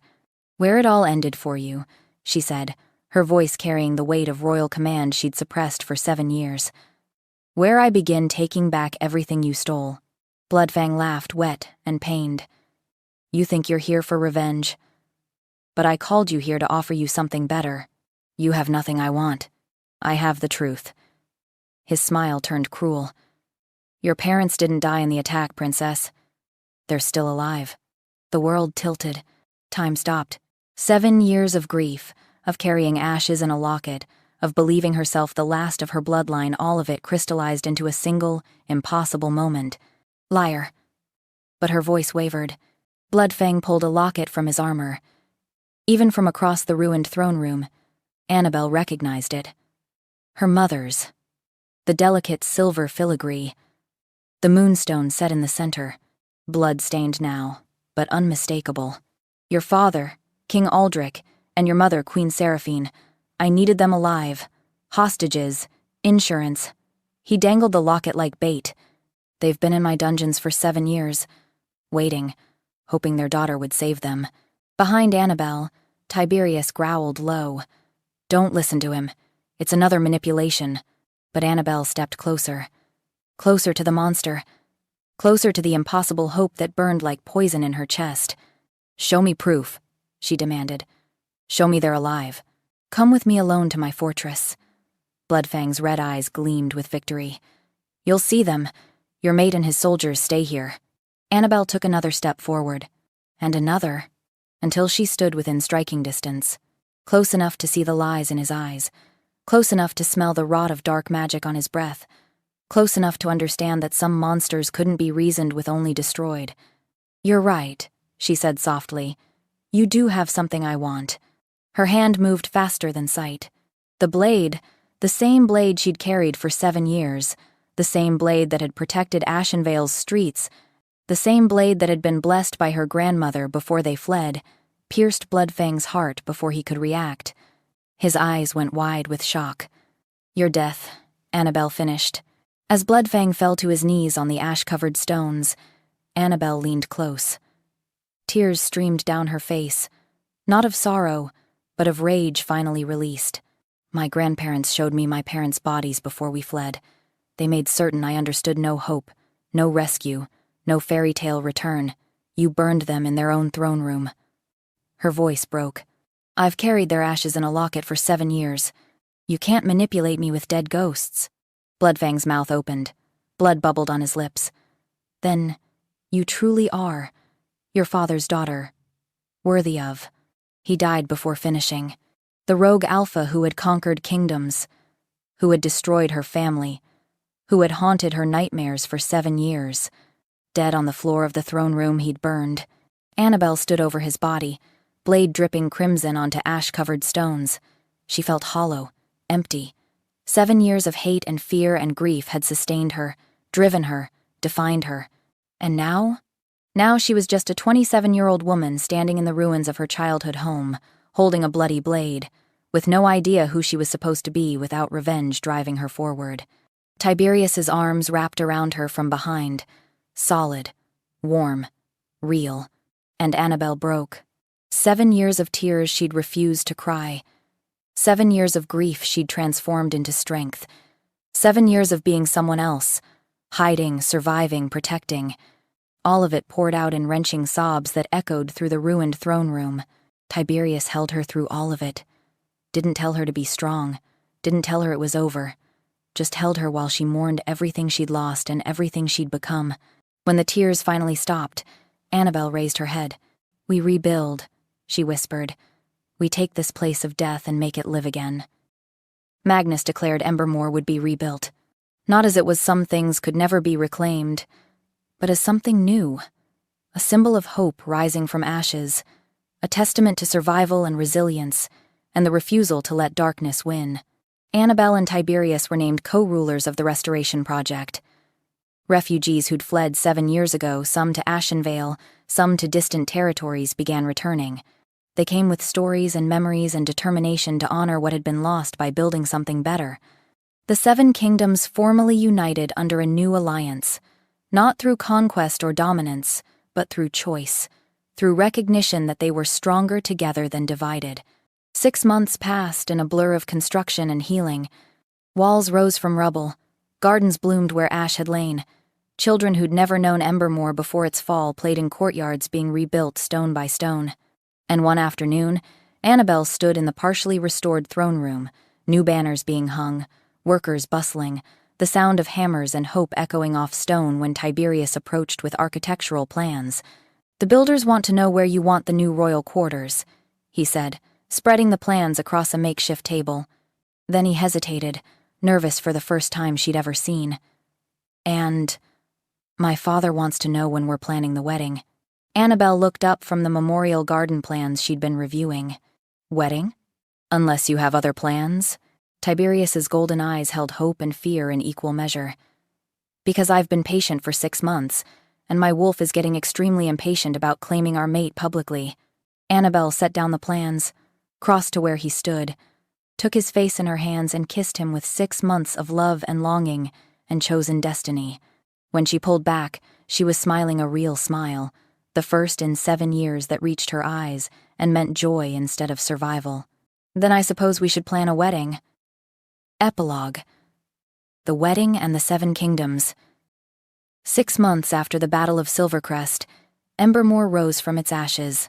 The throne room had been restored to glory, silver-veined marble floors polished until they reflected like mirrors, walls inlaid with moonstone and gold, stained glass windows depicting the kingdom's history reborn in colored light.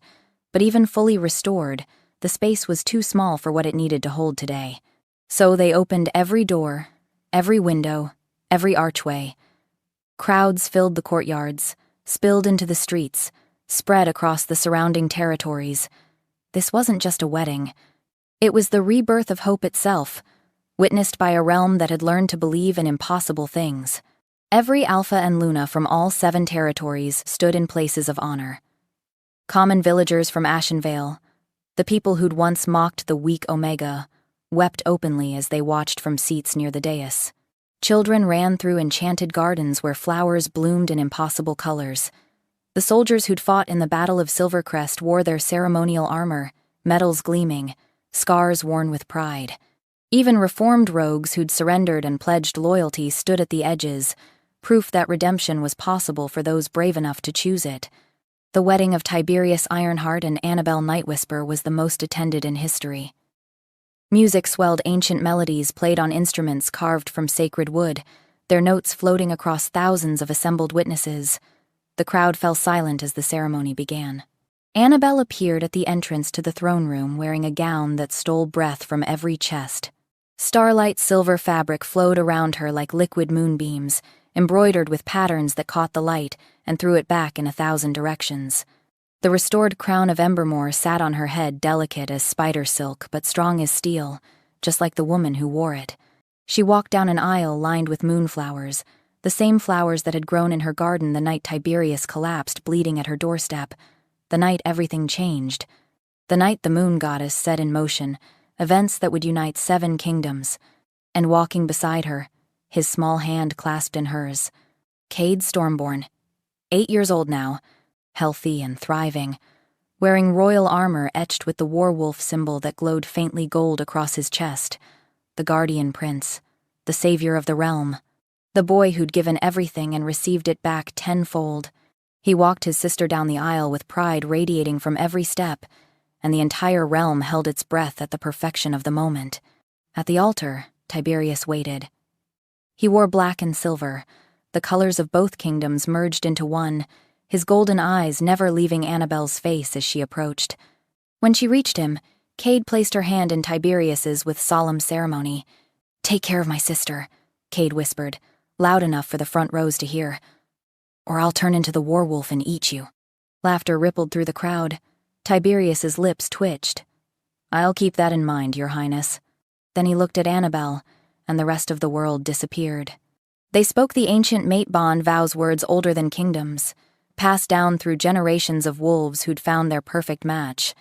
Magic amplified their voices so even the crowds in the streets could hear, could witness, could be part of this sacred moment. "I vow to protect your heart as you protected my life." Tiberius's voice was steady, certain, weighted with promises he intended to keep. "I vow to fight beside you as you fought for my kingdom. I vow to love you until the moon goddess herself recalls our souls."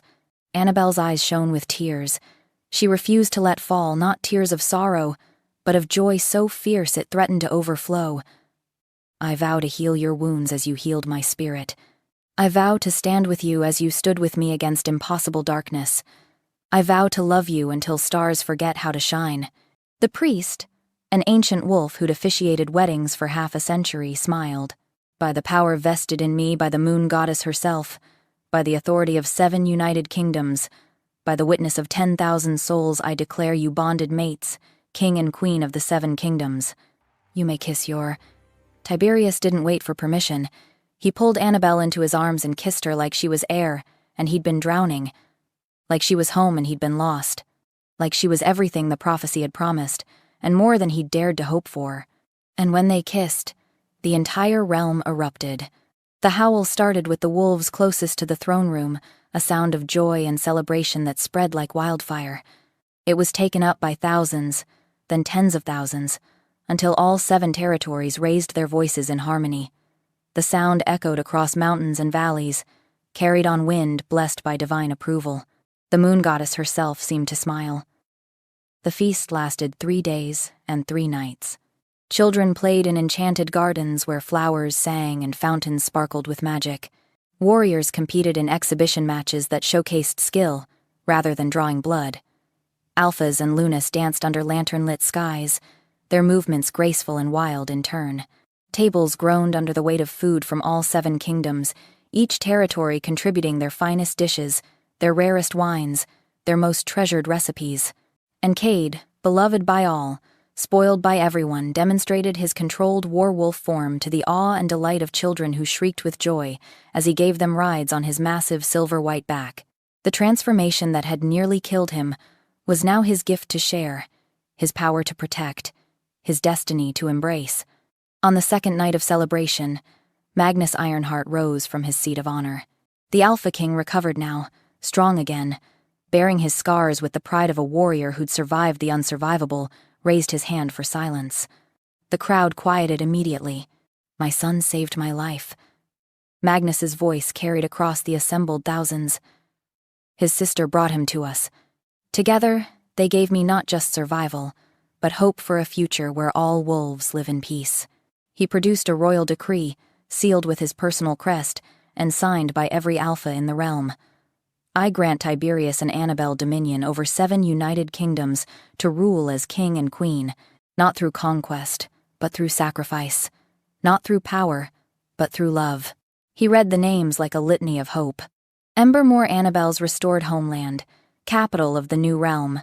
Silverest Magnus's kingdom, united through blood and bond. Ashenvale, the village that sheltered Annabelle, elevated to honored territory.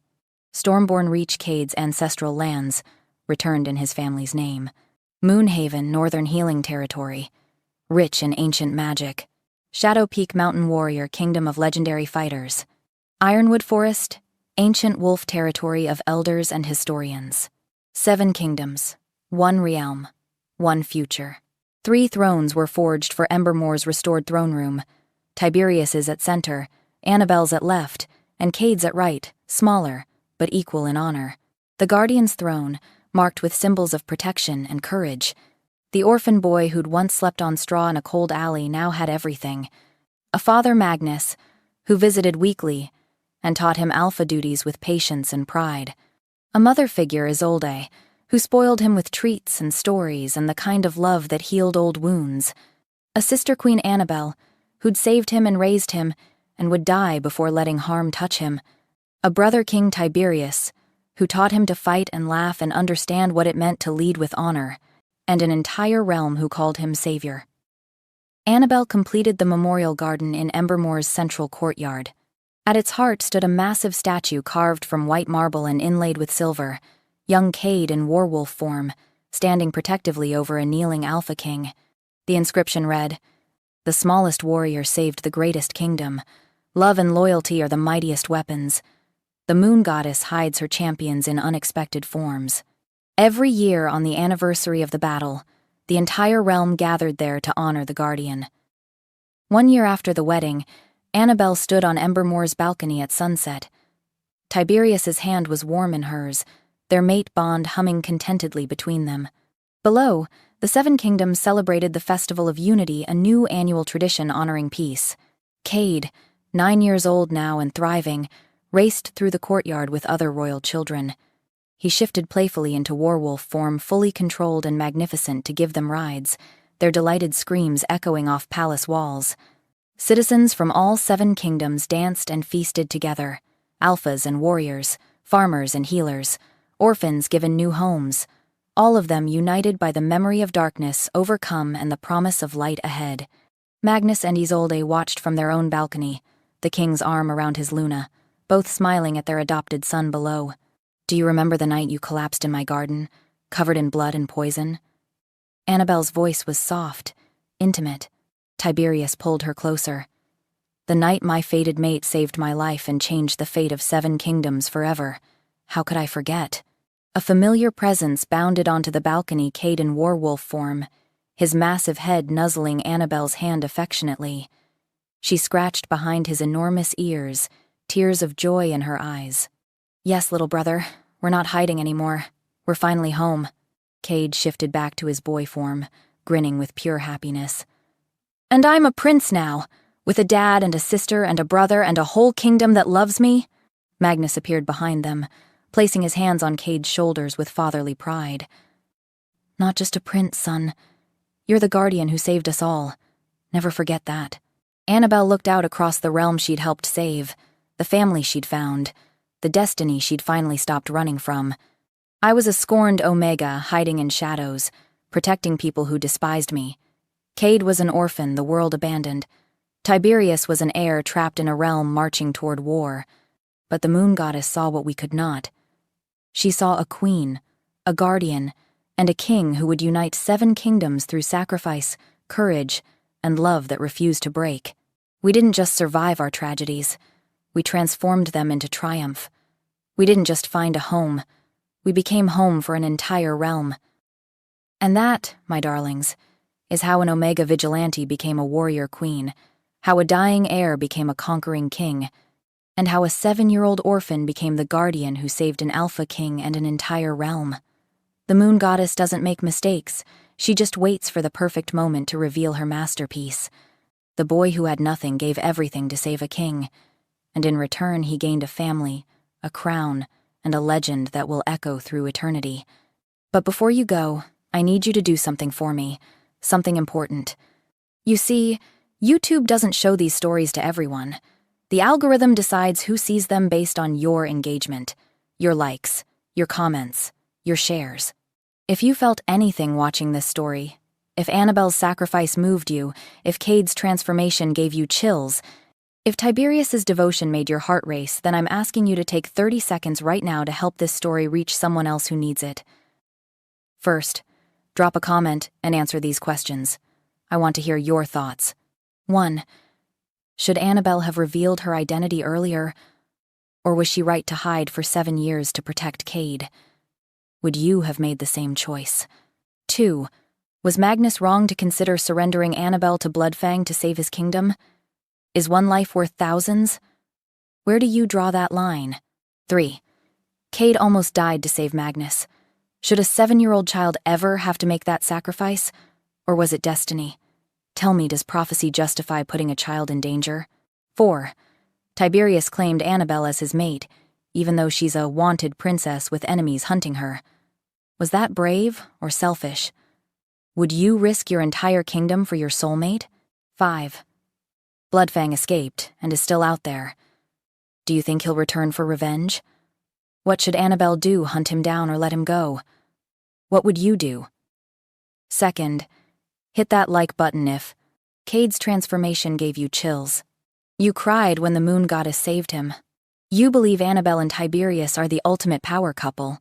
You want to see what happens when Bloodfang returns. You think the smallest heroes make the mightiest legends? Third, share this video. Share it with your friends who love werewolf romance. Share it in your Facebook groups. Send it to your mom, your sister, your book club. Share it with anyone who needs to remember that broken things can become beautiful, that hiding doesn't mean weak, and that the moon goddess doesn't make mistakes. Because here's the truth. Every share means another person discovers that they're not alone, that their struggles can become their strength. That destiny is real. Finally, subscribe to Celine's romance collections. We upload epic werewolf romances every single week. Stories of alphas and omegas, fated mates and forbidden love, kingdoms saved and destinies fulfilled. If you loved Annabelle, Tiberius, and Cade's story, there are dozens more waiting for you. Hit that subscribe button. Turn on notifications. Be part of this pack. Thank you for being here. Thank you for listening. Thank you for believing in love that refuses to break, warriors who refuse to surrender, and children who become legends. Until next time, beautiful souls, may you find your fated mate. May your courage never falter, and may the moon goddess guide your path. This is Celine, signing off. I'll see you in the next story. Now go comment, like, share, subscribe. Let's make magic together.